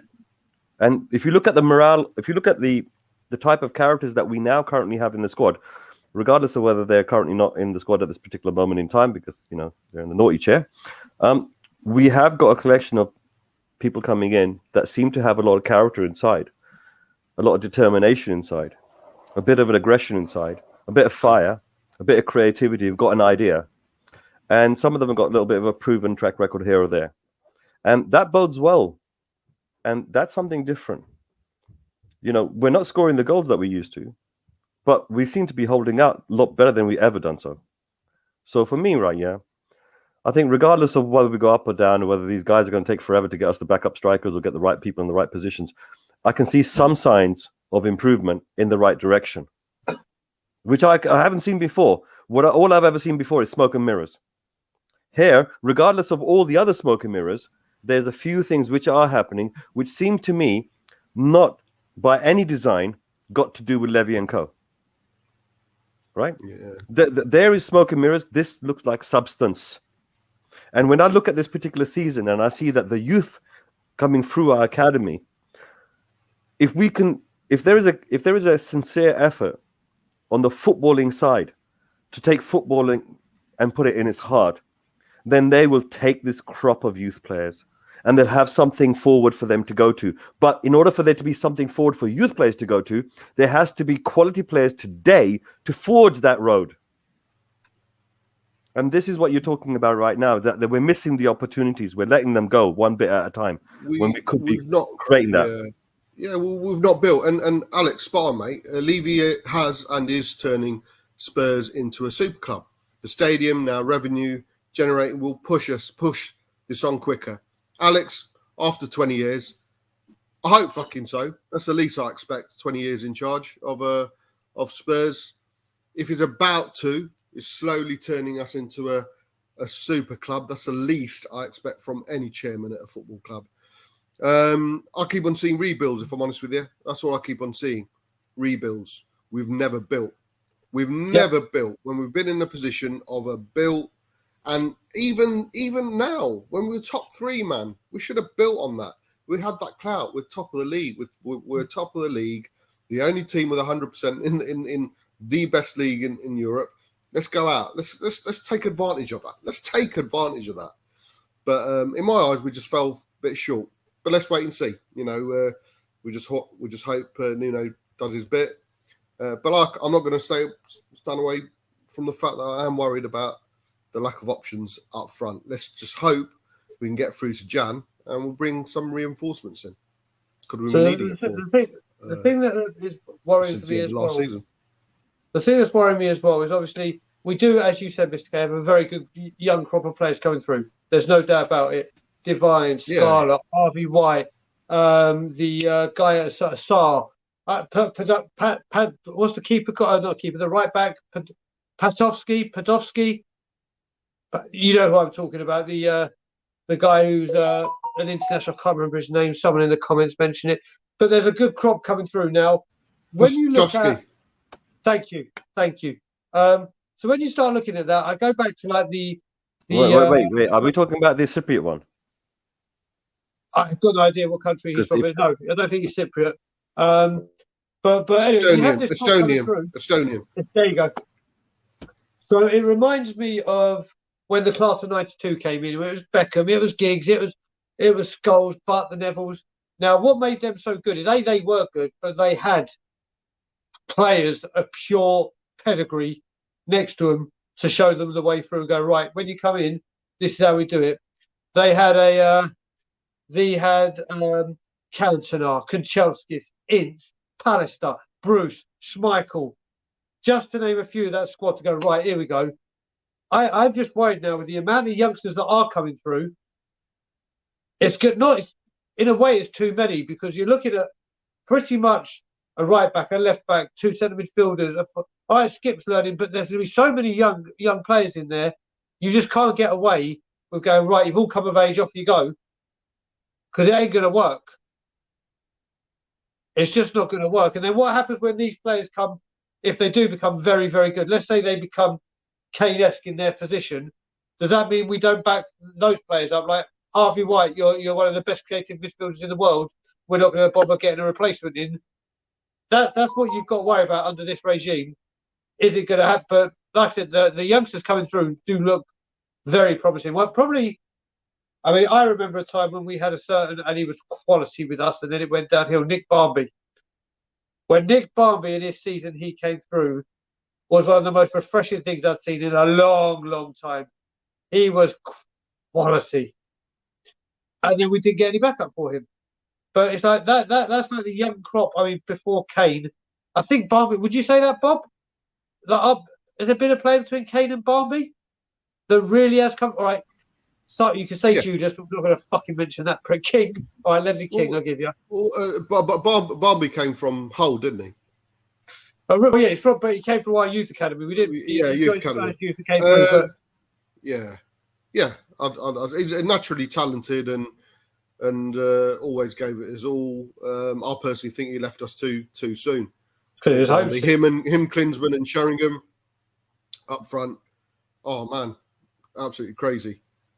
Just want to say, Alex, with the addition of the super director, doing the super sticker. But, with regards to him being a super director of football, we just don't know. If we're buying for the future, Alex, we'll have to see in the future. We can't judge him right now. We can't judge him for the recruitment of a Hill or a Hussar or any of the young players, because I think that's the super part comes in calling him the Don, in it. So when we get to that stage, we'll call him the super. Also, it's still Daniel Levy signing the checks, and that's the reason why a super director of football failed to fill that obvious hole that we need up front of getting an extra striker in. They didn't come about 2 weeks ago, mate. We need a striker right from the end of last season. Bobby. Don't you think that when Jose was there, Jose would have turned around to the board and said, "Listen, I badly need a really good striker as a backup option for Kane in case he gets injured," and they brought Vinicius in. Yeah, that's it. I mean, the level. It was a case of like, in case he goes down, and you bring a totally unknown factor into the equation, saying, "There you go, that's your solution. Here's an unknown factor. If it works, it works. If it doesn't, it doesn't. But you'll find out when you actually need him." And that, you're like, okay, spend a year to develop him, and then the following year you might be able to know whether you could trust him to when you need him. But to give you straight away and say, "There you go, he's got a backup striker. There you go, look, he's a backup striker." The guy that used to be a defender a few years before then.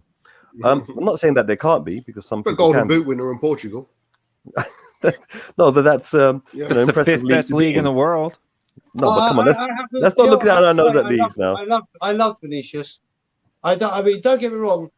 I'm not saying. Listen, people said, "Oh, he scored a hat trick against Mourinho. He only scored in the Europa League." Blah blah.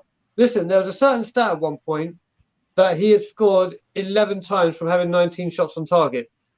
It doesn't matter who you're playing against; the goal's in the same place. 11 goals from 19 shots on target is quite a good conversion rate, in all honesty. I don't No, think he was but- given enough game time because we had to overplay Kane, as we always do. And I think given more time, and I tell you what, I reckon he'd be a damn sight better under Nuno than he would have been under Mourinho. A damn sight better. I totally 100% agree with that. I'm just thinking to myself that there was no attempt made during that whole season to bed him into our squad where we needed him the most at some stage, which would have been the league. And that attempt was never made. There was nothing consistently, not even put onto the bench, not even used for giving a few minutes, like last 10 minutes or something like that, save Kane some legs or something.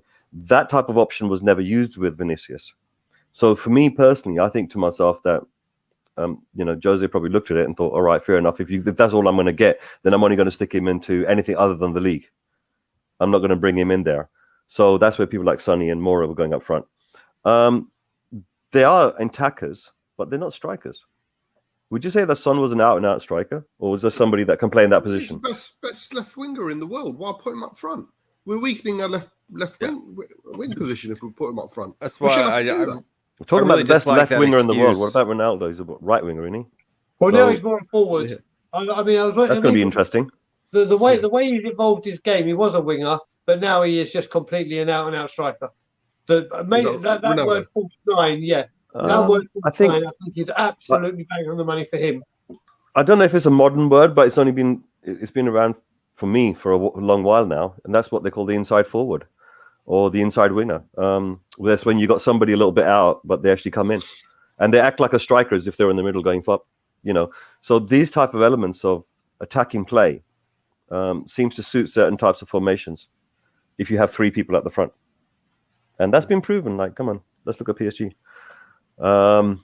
But now this season, we're just missing that one little element of somebody that's going to tie down the right hand position, make it their own. Could that be Bergwijn? Could Mora step up again? We don't know. Creativity in the injury. He's got midfield. like a busted foot. He's not. Yeah, but that's the temporary thing, isn't it? It's not something that. Okay. You can't predict you're going to get so many injuries, but come on, in December, that's when you're going to get. Yeah, December, you January can, is man. when you're going to You get so many can injuries. predict it. No, You I'm saying can in predict December, it. January, you're definitely going to get those type of injuries. And here it's proven right now, before there's any real pressure on us, that we can't handle it. Not that we can't handle it, but it decimates 3 our of the choices. 6 are self-inflicted. We were not required to let Romero, Lo Celso, and Sanchez go. Right? Other clubs in the league prevented their players from doing so. Right? Well, our players just say, that shows you how much authority Daniel Levy has at the club, that if he said no, you can't go, and they're like, screw you, I'm going anyway, right? And they just jumped on a private plane and fly. It's like, what does that make us look like when none of Brazil's players for Liverpool left? Not a single one. Did it not look like at the end of the transfer window 1 year ago? Did it not look like we had strength in depth? Yeah. I mean, it looked That's like why it, didn't it? That's why it's all hindsight. You'll never ever find me a stream where I've sat there and said, "Oh, he ended up being a waste of money," because you can never tell. You can never tell. We were all shouting from the rooftops after the end of the last window because it was great. Even Jose Mourinho of course is going to say that. It was a really good window. And whatever happened afterwards, it is what it is. No one can judge what a player is going to be. We've not brought in Dembele in hope that he has commitment issues and he's not going to work enough. We were all jumping through the shouting from rooftops when he signed as well. So no, he had to get prepared for his hairdo. Yeah, that's it. So you'll never hear me say, "Oh, he was a waste of money." But what I will judge it on the players who come in, and like I say, I just think we fell a bit short in this window. A lot of people out there go, "Oh yeah, but look how he turned out. Oh, look how you all were shouting about Bale, and look how he turned out." I thought Bale was good. What was wrong with Bale? Yeah, exactly. He had one bad game when he was actually on the pitch. We all gave it a 9, minimum 8 out of 10 transfer window last season, and the players turned out how they did. That's fair enough. But at least we got the players in. We had the options. My concern is we don't even have the options in some positions this season. My excuse was I thought we got that junior Vinicius. That was my excuse from last season. You know what it was well, Bob? I tell you what was about last window as well. Is first of all we got our business done early. Apart from obviously signing wherever it was right near the end. Roden. A lot of it was done. A lot of it was done. Roden, yeah. A lot of it was done early, and it was a smart window. We bought players in the positions that we know we needed players. That's why everyone loved it. It's like, oh, we need a right back. We bought in Doherty. When you look at Doherty's stats, we thought, oh, do you know what? That's the ticket. He's going to play. Wicked. We've addressed that. When we bought in Højbjerg, we were all like, oh my god. Well, that one we don't even need to talk about. You know, we bought Bale back. We needed a right. We addressed the areas we needed to address. So that's what made it everyone so good. Not just, I don't think it was so much always just the caliber. I mean, we didn't know about Vinicius, but we heard good things.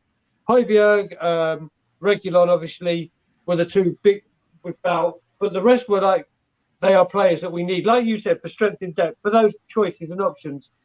And this year we've just simply abandoned it, and it's maybe more even gone.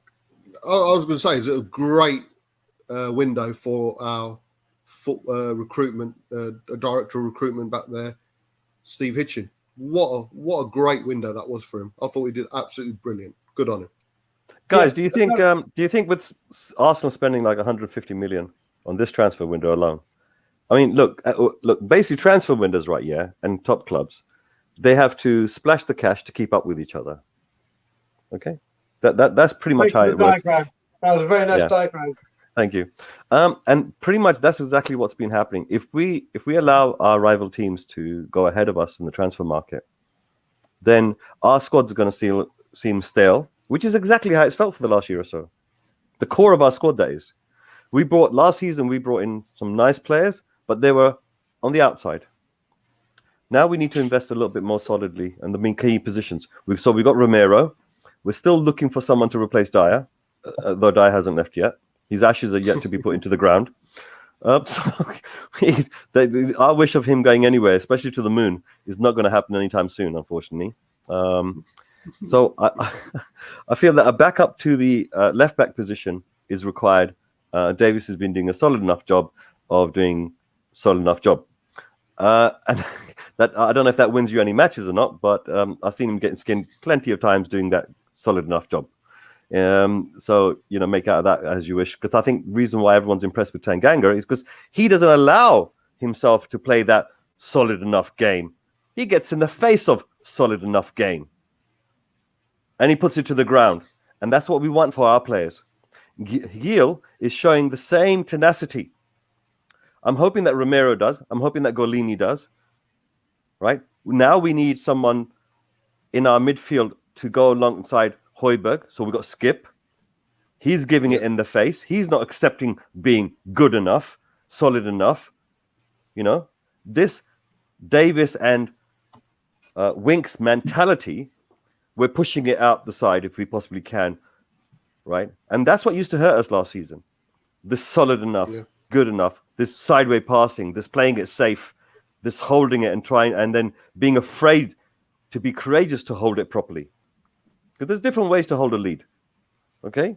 You don't become scared to hold the lead. There's a reason why you're holding, and that's part of your plan. It's part of your tactic and your strategy. That's how you succeed a 1-0 lead. You don't hold on to a 1-0 lead because you're so scared of going forward. And that's what we saw under Jose. Jose was saying afterwards, I told them to go forward, but they decided to go backwards because they were scared, Jose. You scared the pants out of them. That's why a good manager, and it seems to me that, Nuno seems to be a very good manager to our boys. And for that, I think to myself, regardless of what the board has done, I've got a little bit of happiness that on the playing side, that there's more people that are trying to promote the playing of football with our squad than there is those people that are just ticking boxes and just going for slogans. So I'm happy. I'm happy a little bit. I'm not happy with the fact that, we still got Kane and there's no backup to him. But apart from that, everything else is a little bit peachy. Sums it out. Yeah, I think that sums it up perfectly. So I'm a bit disappointed you didn't answer my question I sent earlier, Will. Which one? You're mute. I'm not Are you muted. mute? Oh, okay. Get out of here. I didn't hear anything there. Which question? Okay, so I'll ask all three of you. So you're in London. North London for 2 hours, right? For 2 hours, you've just been given tickets for Spurs v Arsenal, but at the same time, and I'll make this relevant to each person, at the same time, Will, your wife is about to give birth to your next child. Mr. K, same. Brian, your nephew's wedding's happening as well, literally at the same time. And you've only got 2 hours in London. What would you do? Well, I could easily answer that one. The wife is going to have to give birth on the grounds. That's the only solution. Okay. Wait, what's the question again? You got tickets for the North London derby. You're only in London for 2 hours. Okay. But your wife's about to go into labour. What do you choose? What do you pick? Is it your pandemic wife's time side. right now? Is it doesn't- pandemic no, time? No, there's no pandemic. No, No. Because they're not letting dads in for pandemic time. So No, it's not real, Will. Fucking hell, man. It's a question.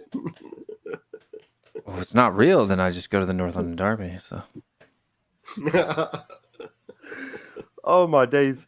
Yeah, Brian, what would you do? Well, put it this way. I'd be divorced if I did that in real life, right? Yeah, I know. Yeah, I mean, if the question had been to me, my wife was having our first child or whatever, like I said to my wife, I don't miss Spurs Arsenal, I don't miss Spurs Arsenal, first I don't child, miss Spurs Arsenal. So I said, listen, I would come in, I'd be at the birth, but I would go around and say to the hospital in the labour ward, which one of these plugs don't you need? Because my iPad is going on with Sky Go, and I'm watching that. So which one's the heart monitor? Which one's the bits you do need, and which bit? But nephew's wedding, that's a hard one because my nephew's my nephew. But to sum that up, I don't know if people know, but I actually had a fiance before this one when I lived in Israel back in 2005, and this kind of thing came up. I don't know. Have I told you guys this story? Okay, so I don't think so. So this is 2000. So it was the North London derby where Martin Yole was there. The last North London derby at the Emirates at Highbury before they closed it down. So the one where Robbie Keane scored and thingy went down. When they played on. Yeah, when we played on and Robbie, exactly. So it was that game. Yeah. I was still drinking. I was still very heavily drinking. But anyway, I had a fiance there. She was from Holland, but she's Jewish. Her mum lived out here, but her stepdad was like a Moroccan Jew. And it was Jewish Passover. And Passover ended, like the Jewish one, that day of Spurs Arsenal. But what happens after it is there's a Moroccan big Jewish festival on the day of Spurs Arsenal. So it came around to that game, and we were engaged. And I said, all right, so tomorrow I'm going to go to bed early now because it's time to go to bed. Spurs Arsenal, I've got a busy day. She goes, you're not going? I was like, no, I am. And she was like, no, you're not because it's this. And I said, well, listen, I'll come after. This went back forward. She's like, no, you'll be drunk. You'll be sure. I was like, no, listen, I promise that I'll go easy. And going easy, I probably would have done for a certain bit. And then she said to me, okay, it's down to you. Either A, you come to the party and we're good, or B, you go watch Spurs Arsenal and we are engaged anymore. And then I said, okay, I'm going to go out and have a few beers now. Make sure your bags are packed before you get back. And that was the end of that. When it comes to Spurs Arsenal, no one and nothing. I don't miss Spurs Arsenal. I used to, if I couldn't get the holiday off work, I used to say to them, listen, I booked in months ago. You're not giving it to me.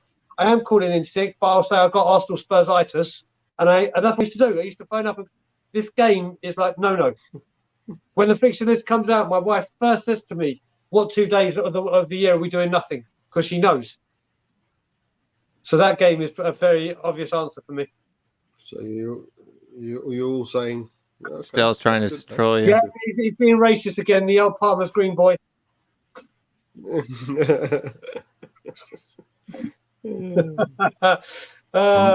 own the owners of the restaurant, apparently, or you know the owners of the restaurant. I know the owners of what restaurant? Yeah, The Italian restaurant across opposite the station in Golders Green.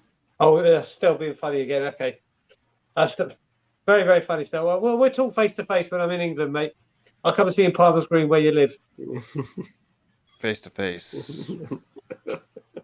Have you seen him at the Chelsea game? I used to have a job in Palmer's Green back in the day. Oh, you must know Stell then. Yeah, it must know. So. Well, And the restaurant owner. And the restaurant owner. No, but that was an amazing restaurant, which was right opposite Golders Green Station, though. Amazing. But Golders Green, one thing I will say is Golders Green has got some banging restaurants.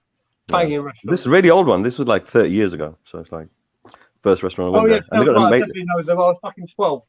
Yeah, they've got an amazing park. They've got an amazing sort of Roman ruins inside the park.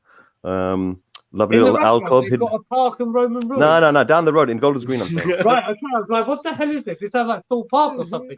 No, Golders Green. That's what the conversation was in the comments. Didn't you know about you? I think. But listen, guys. Listen, I got to make a move. Unfortunately, I've got a couple of things which I need to do for 8:30. So give us your score prediction for your run.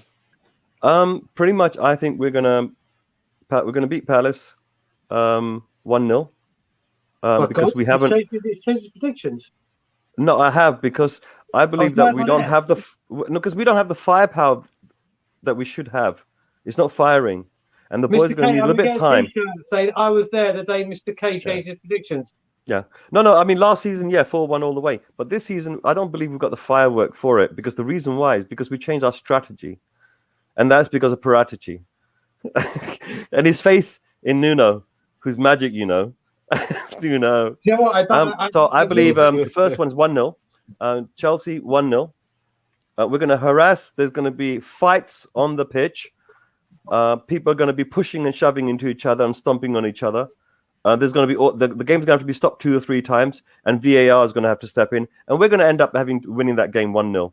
Then we're going to go up against Arsenal, and as much as I'd like to say we're smashing them, I think they're going to score something like 2 goals. And they're both going to be written off as offside and VAR. And we're going to beat them 1-0 as well. So I expect 9 points on the boys. Come on, you Spurs. That's good enough? That's Look, the reason why I say this, the strategy is different, because what Nuno's doing is, instead of saying we're going to outscore the opposition, he's saying, no, let's build the squad and team properly. Let's get the foundation of the defense. Defense doesn't happen by 4 people in the back of the team. It happens from everybody. Everybody in the pitch has to contribute towards the defense of the team. And there's what do you mean by defense? Well, there's a goal on that side.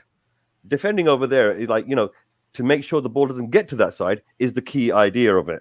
Keep the ball away as possible. And if you have to, compact the center towards the defense, which is what I've seen Nuno do with his strategy, the 4-3-3s, especially in defense. I think there's going to be tight. Loads of weird decisions. And I think VAR is going to play even more messy this season than last season, because why not? It seems to me the 13th player, after the fans, of course. So, guys, Will, thank you very much for letting me on the show. Bobby, good to see you. Thank you very much. Mate. And Brian, good to see you, especially when you come down to London, bro. Right? Mate, I'm there Monday morning, so I'm going to have my WhatsApp. My WhatsApp will still be my Canadian, but I'm going to get an English tip. So once I've got my English number, I'm going to ping it all off to all of you. So brilliant. You'll have my UK, but you'll be able to reach me on my WhatsApp. Brilliant. And the viewers out there, if you haven't hit a like on this program, how naughty of you, please do so. It does really help and doesn't cost you anything. I'm like, and for the viewers, and also, if you can subscribe, if anyone can subscribe, if you haven't done so already, go and do so. Stick it on notification, because these are live streams. You don't need a notification so much for like regular episodes being uploaded, but for live streams, you definitely need it. Don't want to miss the beginning, because that's normally the best parts. And put the notification bell on full. And good night, all. Come on, you Spurs. Sure, good night, brother. Who plays? Still wants to know who plays Skip's position now that he's injured. I would say no one. Yeah, wait a minute. Is it confirmed he's missing Palace now? Yeah. I don't think it's confirmed, is it? Well, I mean, they haven't had the press conference yet, so there's no technical team news anywhere, right? But he has. They said he had a broken, or he went off the match injured, right? Okay. Like Son left with a calf injury. So in answer to Stel's question, and Bob asked it on We Are Tottenham TV today. I put it in the comment. I don't know if they read it out. So I have to quickly go. I hate that I'm about to say this, but I'll start Winks. And the reason I say it before everyone in the comments goes mad is like we said. I'm about to go mad. Forget the comment. But the only reason I say it is, as we've all said, give me someone that will work fucking hard and put in a shift against someone that's skillful, and I'll pick that person. The one thing, don't get me wrong, Tanguy is a better player, but Tanguy, A, isn't fit, and B, is only going to give you 70 minutes. And he is not ready. He is not ready. And Crystal Palace is going to be a rough game like they always are. So that's why I'm not choosing him. Because I know Harry Winks may not be the best, may have come into a little criticism, and has not been at his best for a long time. But what he will try and do is he will put himself about and at least give all he can do. And right now, I would take that over whatever we might have from Ndombele. If you can't guarantee me that Ndombele comes in and is fit as he has been, or a good fitness level, and is going to be able to last 60, 70 minutes and have a great performance, that you can't confirm. But what I can confirm is Harry Winks will at least try to do his best. It may not be brilliant, but he will give effort, and that's the only reason. It's not because I think he's a better player. It's just I'd rather a man that gives me effort than skill every day. Yeah, I just say we switch formations, play 3 at the back. Then we don't have to worry about it. Play 3-4-3. Do Dele and Højbjerg in the midfield. We've got 3 defenders. Yeah, Rodon, Dyer, Back 3, B. Tanganga. Oh yeah. Rodon's hardly played, man. I'll do that. Rodon's hardly played. You know, if we're Put in the worried back about 3. Ndombele's, Or is Rodon still out injured? I believe he's fixed. He was on the bench for Wales yesterday. I know, but he's not match fit. No. But, He was back. Yeah, he didn't get any minutes though, did he? No, I think he did in the first game or the game over the weekend. I just don't think he did yesterday. Was it yesterday? I think so. Yeah. So. But here's the problem. This is why I said that we really needed another quality person up front. If you're forcing Son to play when he's not 100%, yeah, you're just hurting us further down the road, right? You're just sticking a Band-Aid on a busted dam. You know what I mean? It's eventually it's going to burst. Yeah. Can't play that. But Winks, man, no, I don't know. That honestly, Bob, Will, that's the only reason. I'm not saying because. Don't trust me. I'd rather if you told me Tanganga was at the fitness level he was at last season, although that weren't brilliant, where he lasted easily 70 minutes and whatever, and he would have one of his, let's say, above average performances, I would take Tanguy every single day of the week. Every single day of the week. But I think I just don't feel comfortable. I just don't feel comfortable when Ndombele waltzing back in to the team just because we've got injury crisis after looking at its lack of professionalism, lack of respect he's shown Nuno. I don't feel comfortable with that. Having said that, if in Nuno I trust, and if Nuno starts with Ndombele, then surely he's shown Nuno something during training, during the week, that he justifies it. Not only is our starting 11th then right now, we don't even have any substitutes. Who's even going to come onto the game and impact it? We don't even have substitutes. Like we could be literally playing with 11 people tomorrow, like with maybe a couple backup goalkeeper, Ben Davies. No, John. Yeah, but without other than U23s, we don't have we don't have a bench at all right now. None. Yeah.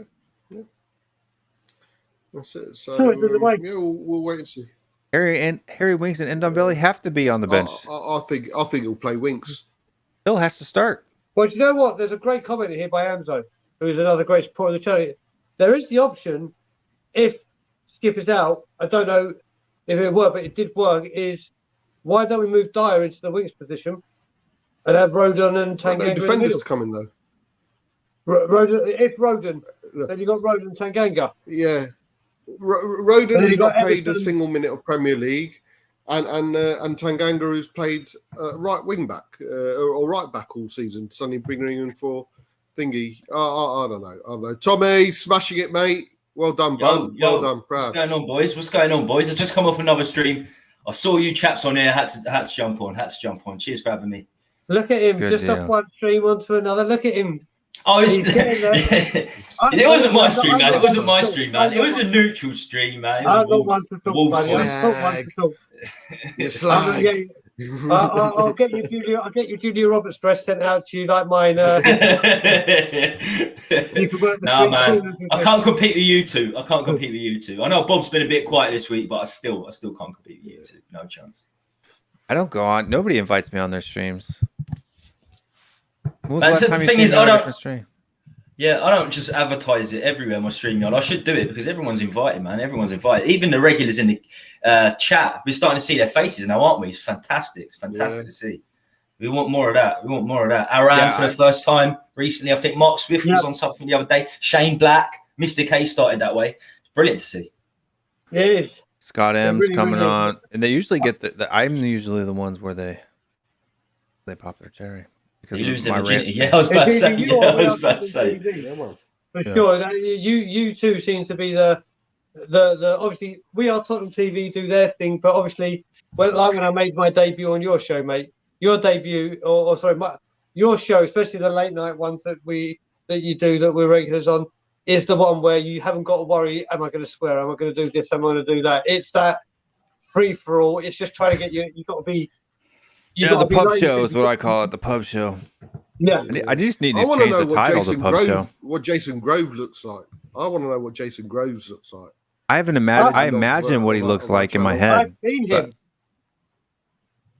I imagine what he seen looks him. like in my head, but Have you? I don't know And what he looks talking like. to Jason, who he's actually a really good. We speak quite a bit on WhatsApp and the occasional phone call. Just a quick shout out to you, Jay. That come Monday, I'm going to eat as many curries as I can for 6 weeks in your honour, mate.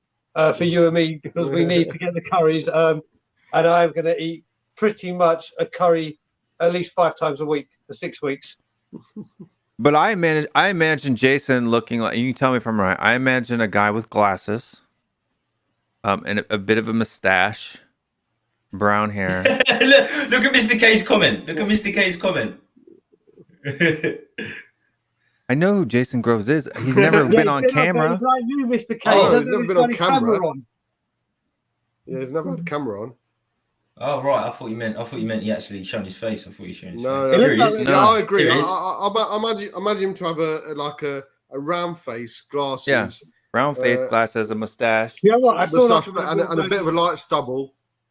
I'm in a real version of Guess Who here. Yeah, yeah. Does he have?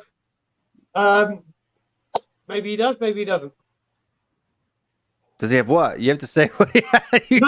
No, you have to say. Does he have? It doesn't work for the Maybe he does. I Maybe he doesn't. feel like I'm playing Guess Who. Didn't say I am playing Guess Who. I'm going to tell you. Okay. I wait till Jason said. Oh, Jason's is even answering for. Jason's even answering for you. No glasses then. Silver hair, silver fox. Is a silver fox. I'm not waiting for his answer, man. You tell me. We'll have dead Okay, hair. I'll say one thing. I'm going to ask one of your questions. He does have glasses. Okay. So yeah, you can put that part in the Mr. Potato head of mocking up. What does Jason? I've got it right then. I know what he looks like. I know. Has he got hair? Has he Go got on hair? Facebook and you can see. The big question is, has he got hair? I think he's got hair. Yes, he has hair. You sure it's not brown? He doesn't have brown hair? You know, I actually can't remember what colour hair it is. Spurs, bald Well, bandits. He has I think he's probably about 5'10", maybe about 198, maybe between 198 and 212 pounds. Jesus, that's specific. That's very specific. It's not, I think he has seen him, and he's just trying to get it bang on the money. No, I have not seen him. Jason, Penis have size? I ever seen you? Penis size. 3 inches. No, I'm just kidding. So, I must admit, the time I saw him, he came onto our show, and he had, when I was still on Tottenham away, and he had his camera on, and then something happened with his camera, and it went off. And as you know, Jason comes on and is a great supporter of every single channel. And not only that, he's a top dude. It's 5'11" and 170. There you go. So I was close. There you go. Not bad. And I wouldn't be able to know his height by being on camera either, by the way. Well, that's a good point. I wouldn't know you were 6 foot or 8'2". By you sitting down. What do you think? You're 6 foot what? 6'5". Jesus Christ! I didn't realise he's 6'5". That's mad. 6'5". It's mad. Did you play centre back? I play keeper. Up top, you play keeper. That makes sense. That certainly makes sense. I want Spurs' next keeper to be a beast, an absolute beast. Because as good as Hugo Lloris is, he's just bordering on 5'11", 6 foot. I'm traditional. I want a Nick Pope in there. 6'3", 6'4". It doesn't even have to jump to the top corner to make saves. Isn't Bellini 6'5"? Bellini's not going to be our number one. Sorry, he will never be our number one. That's just never going to happen. Have you seen the news about Lloris signing a new-year contract or 2-year contract? 2-year contract. Yeah. Who else? Sorry. Lloris. He's been offered 2 years apparently. Yeah, I don't think he's signing it. I don't think he's signing it. You know, whatever decisions Hugo makes, I will stand by him, applaud him, thank him. If he goes, you know what, mate, off you go, do what you got to do. I mean, what does Golini got to think about that, though? Golini, I think right now, if you're staying, I've got to back my ideas up because I've come for your position. See, this is Levy's saying too, is he gives these players who we don't actually want to keep contracts simply for the fact that so he can try to get money for him later. Yeah, that's what it is. He does it all the time. And then what happens is because now they're under contract, we have to sell them. So if we can't sell them, then we can't get rid of them. And so since we can't get rid of them, we have to keep them. And then we just keep falling down the table every single year. But Joe, out of all the players that this has come up with, if we lost Hugo on a free, I wouldn't be like if we'd got a lost Christian, I would have been fuming because of the player he was and money he could have got under contract. But this one, it's like, you know what, you've given us 10-year service. You've been outstanding. You've always said you want to end your career in France. Excuse me. You've always said you want to end your career in France. May not end in France. It may come. I've still got a funny feeling he might come over here. Well, he might make his way onto this side of the pond in the MLS. I don't know why. I've just got that feeling. But if he went to one of the two, he's the one player I'd be like, you know what? Fair play. Because the amount of teams he could have joined during this time, but he stuck by us. And as he said, when Poch was there, he said, I'd never leave whilst Poch is here, which he stuck to his word again. So if he decides to go at the end of this window, at the end of this season for nothing, I won't hold a single thing against him. It's funny you should say that. It's funny you should say that because he was linked with Pochettino again, wasn't he, in the summer before they signed Donnarumma? PSG signed Donnarumma. That's never going to happen now. He could go anywhere in France, but, you know, Donnarumma's there for 15 years now. You know what I'm saying? He's 22 years old. So he could go back to Lyon. He could go home. Oh, yeah, certainly. I'm not sure who's their number one. I think it's that, the guy that's maybe Lopez, something like that. I can't quite remember. But, he'll go anywhere in France other than PSG, I think, Lloris. Like 150 caps or something. He's a French legend, and obviously they're the defending world champions. So that's crazy. I just want to give a big up to Amsing, Guguma, and Jonathan and that welcoming me.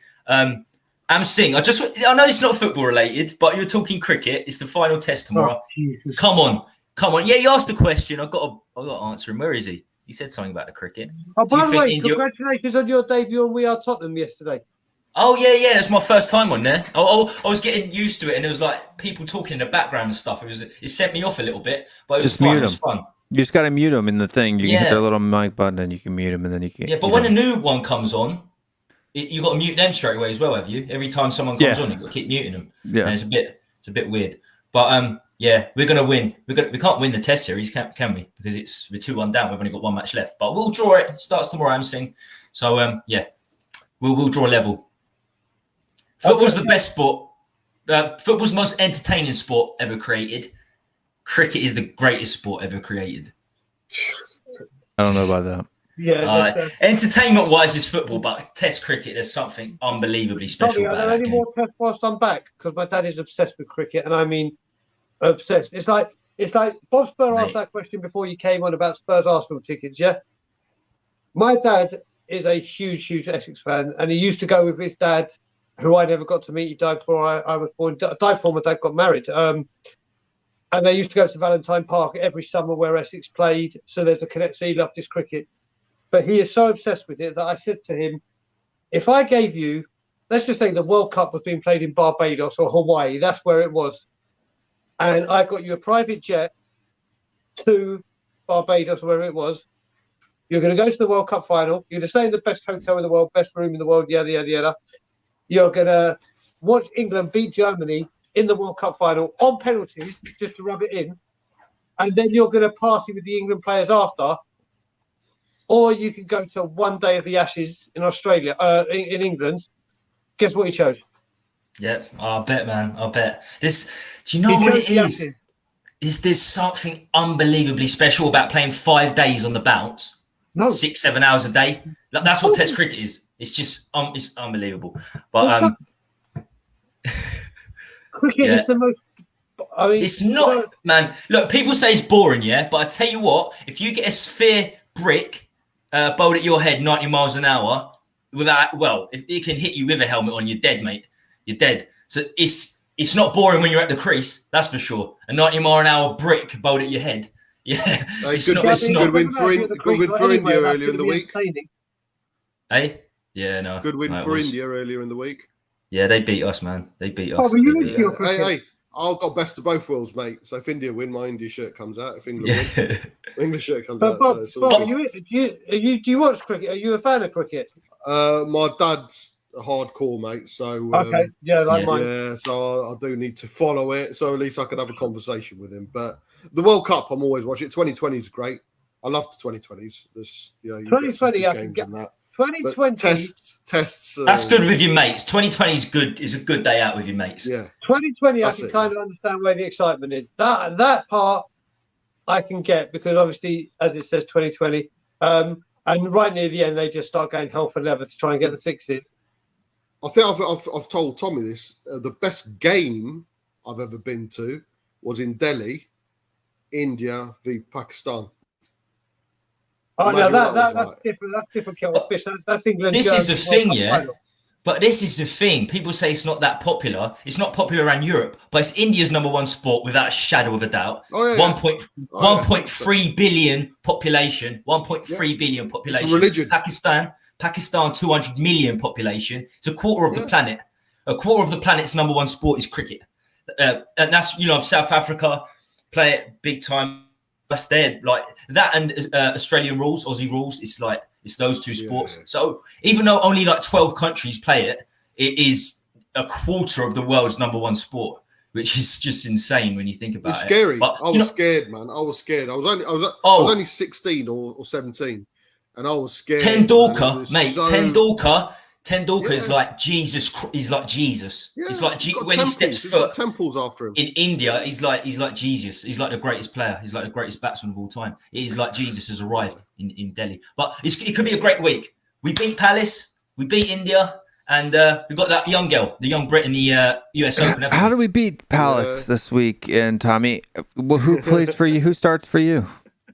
It's a different. How many players are there? Is it 5, 6, 7? 6 right now. What's happening with Bergwijn? What's happening with Bergwijn? Is he definitely out? Yeah, he's got his foot wrapped in a cast. I need to. I mean, well, before we do it, I don't have any of these actually been confirmed by the club. No, there's no team news yet because the premise that they all are at the moment. Yeah. Okay. Because I thought that since the match was on Saturday that the press conference was going to come out today. But I guess it's coming out tomorrow. So. Well, the question for you three: would you start Son if he says he's okay to play? Oh, but just being okay. So Bergwijn's out. Sess is out. Do you know what I would? Out too. I would because it's going to be a question that arises for the next 4. It's arose already, the lack of depth, but it's going to be a question that's going to arise for the next 4 months. So we might as well just. It's like we've got 2 Sons anyway, because apparently he's our backup striker. So he's going to have to play like how many games he plays. He's got to times out by 2 because apparently there's 2 of Human Son. So I would risk. You'd have to risk it. You have to risk it. It's a derby as well at the end of the day. And as Brian says, as Daigle said a lot, they are our bogey team. You know what I mean? Palace are our bogey team. Yeah. So it's a big game. I think I would risk Son. I think Hill might play. I think Hill might play, where he'll certainly come on. He'll certainly come on with like 30, 35 minutes to play, without a doubt. Like obviously, if Son plays, he'll come. Gil will come on for him. So I was right. Is that Jason? Yeah, I was right. You've outed him now. That's Jason Thanks for doxing him, Bob. Thanks for doxing him on our channel, Bob. He's got hair. He's got hair. It's So fine. as soon as he starts fine. streaming, he won't. He won't As soon as he mind. starts streaming, he won't have any hair. I'm hoping Jason sent that to you in case you've been stalking, and I'm quite No, worried. he sent it me. Yeah, I he didn't sent send it you me. He shit, sent it brother. me. He Who sent sent it it to me. you? See, I was Jason right. I'm a good Okay. guesser. Jason So- said, he so- goes, so- just, so he I- goes, look, he just said, he goes, look at episode 4 of Crime Watch UK. You'll find me on there somewhere. As way back in episode 4. They've been going for about 300 years. So you have to go back and Now we know why he's moved. why he moved to Canada. Oh, So- the police know where he is. Oh dear, my bad, Jason. Is Royal one question? Is Royal definitely starting, boys? Do we think Royal is definitely starting? No, Emerson. I think it's too soon. So you're still gonna put Tanganga there? But he can't. Tanganga needs to No, play center back. It's to get the majority. Doherty, Then. he's going to choose You're Doherty. gonna put- He's going to choose. You're gonna Doherty. put Doherty there. You're gonna put Doherty. Apparently got man of the match I'm not. in a week for I'm Ireland. not. You got man No. of the match. Yeah. I would play Emerson. I would definitely play Emerson, hands down. Yeah, I thought it was a given. That he'd come in with Sanchez and Romero not there. I thought it'd be a given. Let me just rephrase that. I would start Emerson if Tanganga has moved into the centre. But does Tanganga even fit though? Tanganga is, I believe. He went off with kind of like a niggle, didn't he, last time or Oh. something like that? Oh, okay. I'm so happy. I'm so happy once again that we built for the now and not for the future. Great job, Chairman. I Fantastic. don't want to say I told you so. But We all Jeez, told them you know. so, Tommy. We all we told them told you so.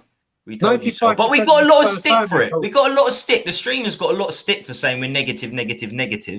On our little chat as well, you know, we've got a little chat going and, you know, negative. But it's reality. And the reality has been found within the first 6 days of the window closing, which is insane. Not even a week. Insane. Absolute insanity. But it was going to happen. It was going to happen. You got Mundell as our third striker in the Conference League. Mundell. Yeah.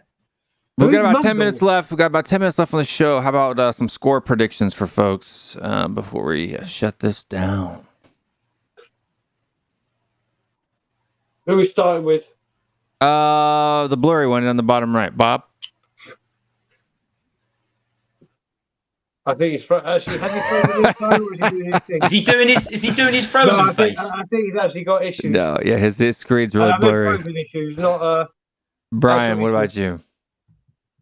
It's hard for me. It really, this game, honestly, like I've said before, I am less confident of getting a result here than I am against Arsenal and Chelsea.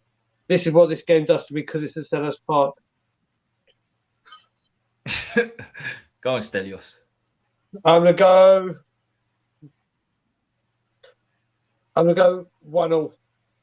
I'm gonna go 1-0. 1-0. Maybe if there's a winner, a 2-1 to us. But that's my prediction. Bob, are you back? 2-0 Spurs. Well- I've been saying that. 2-0 Spurs. Tommy? I think we'll concede. This time, but yeah, we'll still nick it. We'll win this 2-1. I'm going 1-0, baby. 1-0. We're going to win Another 38 1-0. games, and we're going 4 to win clean them all sheets. 1-0. If we do win 1-0, we need to ask ourselves: do we adopt the Arsenal song of 1-0 to the Tottenham? I think it's literally come to the point now. 4 wins on the bounce, 1-0, 1-0, 1-0. Obviously, I don't need to count that 4 times, so we can all work out. But I think it literally needs to become what we do, especially when we go to them in a couple of weeks' time. Well, I think we'll end up beating Arsenal 1-0 as well. 38 wins, all 1-0. 38 goals, none conceded. Could you imagine? Could you imagine if that happened? But I actually think when it comes to Arsenal, I reckon we're the final now in Arteta's coffin. And I reckon if they don't get a couple of results, the fans will be toxic, not at us, at them. And if we can get an early goal, they'll just... I can honestly see... I'm going to call it now. I'm going to say 3 or 4-0 us against Arsenal at the Emirates. Yeah, 3 or 4. If Arteta's there, what do you think? If Norwich beat Arsenal tomorrow, is he gone? Oh, he's Oh, got to I be. think- No. I don't see how he can Saturday. I stay. keep saying tomorrow. I think it's Friday, Saturday. If Norwich beat Arsenal Saturday. because they've Yeah, spent so I much see. money on him.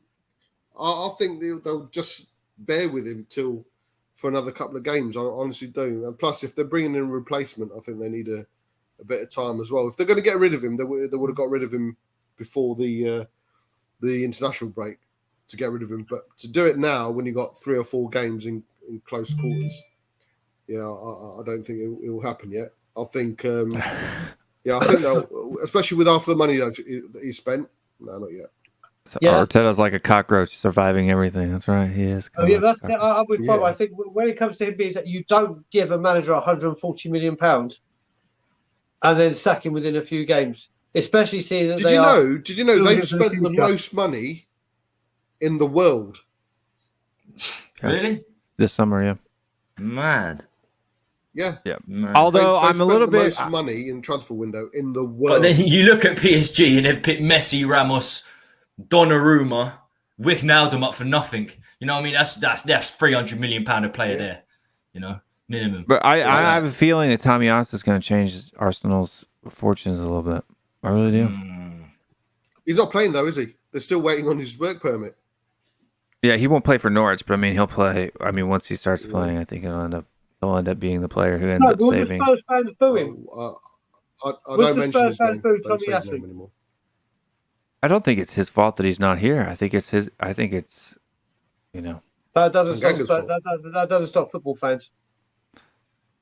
But I mean, you can't. He's never played for the clubs. Why are you booing him for playing for Well, Arsenal? like Everton, now I'm going to bring this up. Now it's not just for the fan bringing it up, but like for instance, when we signed Sissoko, when it was rumored he was going to Everton, forget we didn't know how it's going to work out, whatever. Whenever he went to Everton, he got royally booed, not because he was shit and it didn't, because of what happened with the rumours, and it didn't go through. So you don't know. I mean, I hope he doesn't get booed. That's just petty, but I can't. Aurier would probably get booed if he went there. Oh, Aurier will get booed 100%. But If we didn't boo Saka, we're not going to boo a guy who's never played for us. We showed a bit of class this season on the field with Kane and Saka. We're not going to do it to Tomiyasu. do we know any more about Aurier? Because I know they gave Bellerin on loan to Betis. That whole domino effect. Royal. We got Royal from Betis. They put Bellerin to Betis. Now they might get Aurier, which is crazy. That is the ultimate domino effect, isn't it? Yeah, but I good think luck we're to going to have to do Yeah, something. good luck to him. If Aurier does sign, I think we're going to have to come together as Spurs fans. If he plays against us, every time he gets the ball, we don't just boo. We all laugh all together like in pantomime. Yeah. That's what we should do. We shouldn't boo him. We should laugh at Arsenal because that would just be the most ridiculous thing I've ever seen. He'll give us a couple of penalties. We know this. At That's least the thing. one. Maybe it was all part of Nuno's plan. It's going to send you out to them, and then just literally, I'll chuck you in a few thousand, whatever. Just chop down a few players in the box. I do too. This Agent. is a good comment, Toffee. I agree with you. I do. I feel bad for him too. Right? He could have played for us. He wanted to play for us, and ended up having to go to Arsenal. I'd be disappointed if I was him too. To me, he was more like a rotation player, though. Tomiyasu, he's sort of filling at centre back, right back, left back. So, which right I think now he's- is somebody. no, of course. But I don't think he's the type of player. He's the type of player that's going to change your club's fortunes. But you know, we'll see. He looks like a bit of a jack of all trades. But not only he's that, even-footed too, as well. He can also play as a defensive midfielder. In fact, that's probably where he's even better at. To be honest with you, and in the Premier League, which is a more physical league, he would probably be a lot better as a defensive midfielder. Good on the dribble, really good on passing. And was he starting? Must have been starting for Japan. Did we see any of Japan? I didn't really watch the Olympics. Did we see any of Tomiyasu at the Olympics? I watched him a little bit, a few times. I mean, defensively, He played. He's decent. Yeah.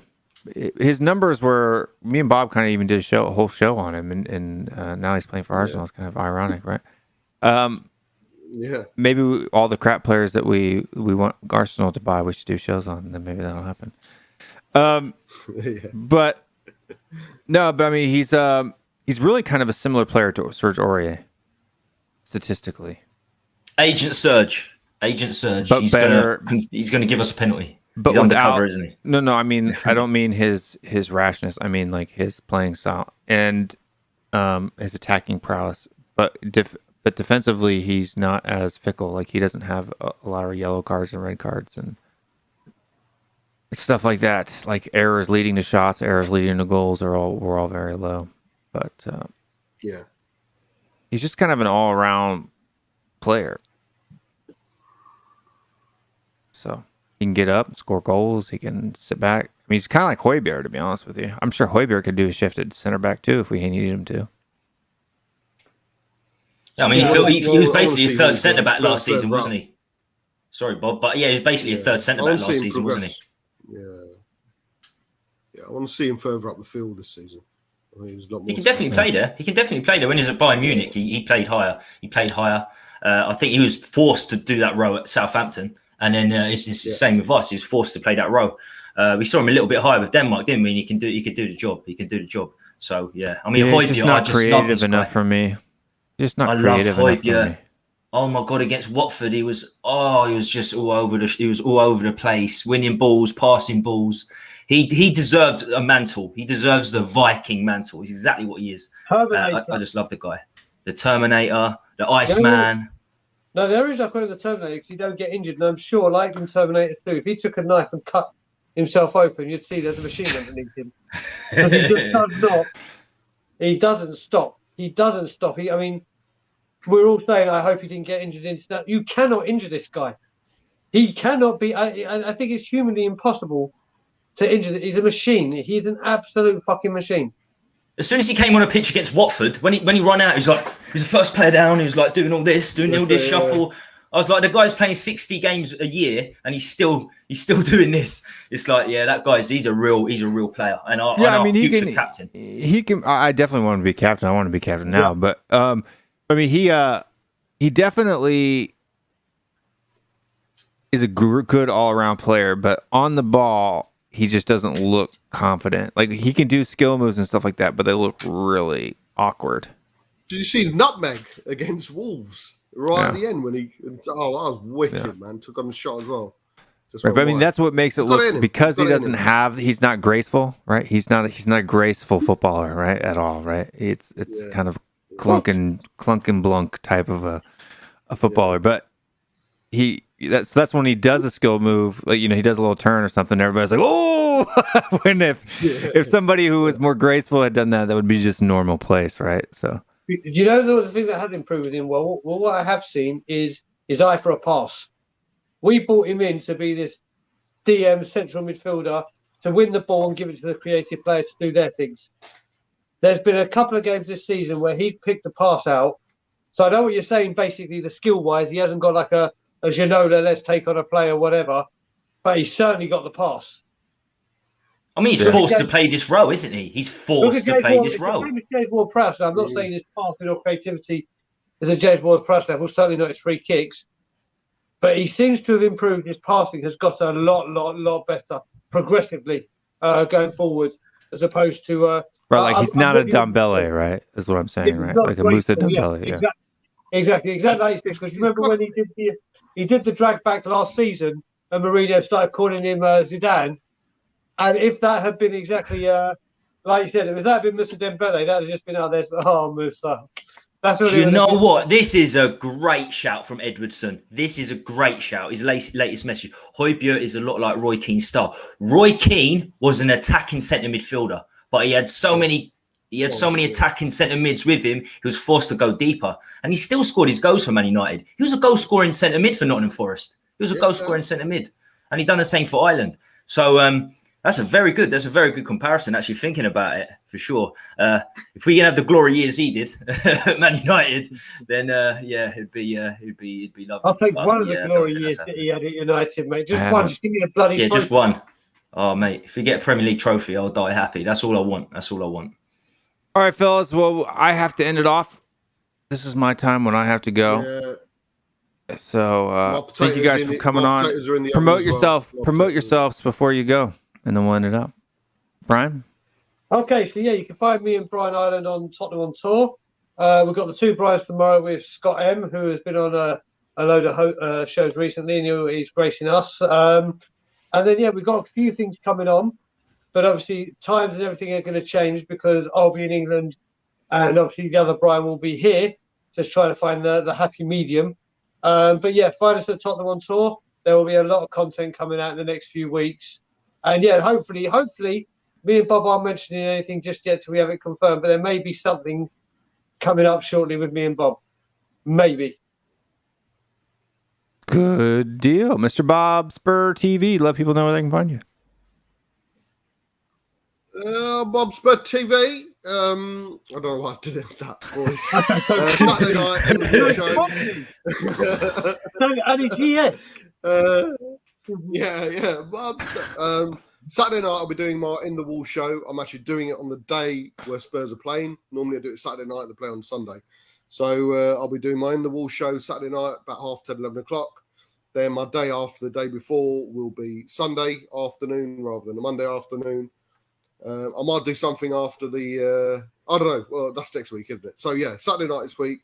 And then me and watch out for the Brian and Bob Spur or Bob Spur and Brian North London Derby special. More information to follow. The B&B, the NLD with a B&B. Yeah, that's it. Yeah, there we go. If only Ireland was there, then it could have been the 3 Bs. Yeah. BBs. BBs. Speaking of BBs, Tommy, tell people where they can find you. I just want to say thanks for having me on, Will. I feel a little bit cheeky plugging my channel. I've only been here like 10 minutes, so I feel a little bit cheeky. I thought he was going to go on for a little bit longer, but see you later. We've been on for 2.5 hours, my friend. 2.5 hours is how long we've been running this show. So right, so yeah, Tommy talks ball. I do a bit of neutral stuff. I do a lot of Spurs stuff, as I say on my banner on YouTube. You know, everyone welcome, but it is Spurs dedicated. So tomorrow I've just got a little thing going on at 5:30. I've got a drive time stream. I do a lot of drive time stuff now. First half an hour, I've got a Palace fan on, little preview, and then another half hour after that, it'd be some Spurs guests we chuck on for the preview for the Palace game, which I'm sure we'll win. We'll win. Three London derbies coming up. Well, it's 4 if you count Watford. So yeah, it's going to be very interesting next 3 games. So yeah, so if you like what you hear, just get over to my channel and sub. Not before you sub to Will Rants and these 2 guys, Bob 10 o'clock. I'll be watching for sure. And I'm interested. Wait, is that an exclusive? Is that going to be exclusive for this thing you're cocking up? You and Daigle, maybe Saturday night? Are we going to get an exclusive there? It's only a one-off. It's me and Brian are actually meeting up. Oh, right. Okay. Yeah, right. when Brian comes down. I'll give you a little teaser now. We're meeting up. Yeah. We're meeting up and then we'll be watching the North London Derby together. And I'm sure we'll be doing something together as well. So be it live stream or watch along, whatever. But we'll definitely Bob Spurs.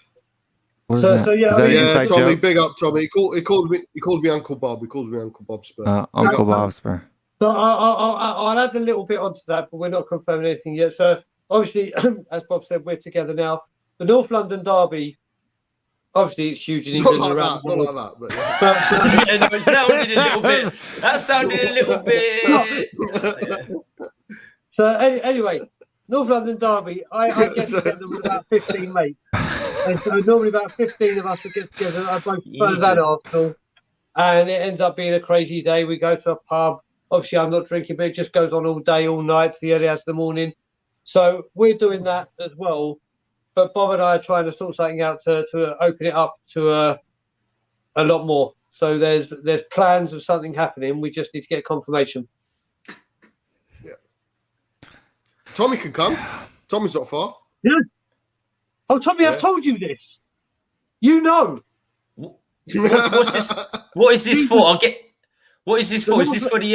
Is this for the Chelsea game? Oh, for the North London Derby. I get confused, man. So much is happening. I'm at the Chelsea game. But yeah, I'm at the Chelsea game, so we're gonna definitely. I'm gonna have to. Yeah, I'm gonna hook up at the Chelsea game. I've told you about the North. Tommy knows. He's just having a blackout moment. Yeah. No, I was just reading the comments. But yeah, I'm down. I'm in like Essex. I'm in Essex, Kent. So yeah, I'm down for it. 100%. Cool. All right, ladies and gentlemen of the audience, thank you very much. And thank you, fellas, for joining me on our weekly Thursday Q&A and Creators Corner show. It's always a good time. of just talking about whatever the people in the audience want us to talk about. So it's always good fun. Thank you guys we will be back. For people who don't know who I am, I'm that guy. And our next show will be possibly, my son has an Olympic development trial tomorrow night, so I don't know if I'll be able to do the pre-match show. So you may be the next time you see me, guys, depending on what time I get out of there, will be Saturday night, the post-match late night THFC rant show. That's one you're probably not going to want to miss after what's going on here. And he says, "Are you sweating, Tommy?" I thought it was the outro. You ruined it, Will. I thought that was literally the outro, and we were going to go. The last 5 seconds, my arm's aching, so I had to stop. You got to watch my shows more often. You know my outro's coming when I say, "Stay strong, stay Spurs," and we'll see you next time. Now, Bill Cosby. No, sorry, go on. Sorry.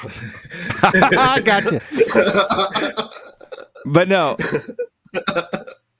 The next time we will be live here is probably Saturday night, between 9:30 and 10 p.m. Eastern, so between 2:30 and 3 a.m. UK time.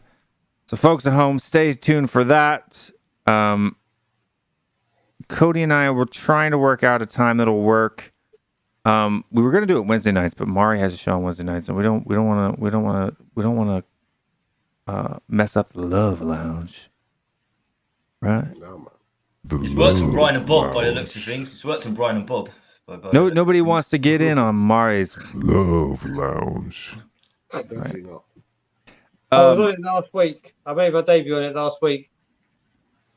So we're going to try to figure out, because Cody's working now during the day, although I don't know how hard he's actually working, but he's working.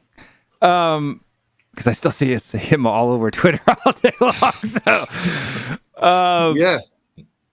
yeah. But anyway, folks at home, you can start doing it now, Tommy, if you want. Stay strong. Stay Spurs. Come on, you Spurs. We'll see you guys next Come time. on, you Spurs. Love you. 1, 2, 3, 4. Let's go now.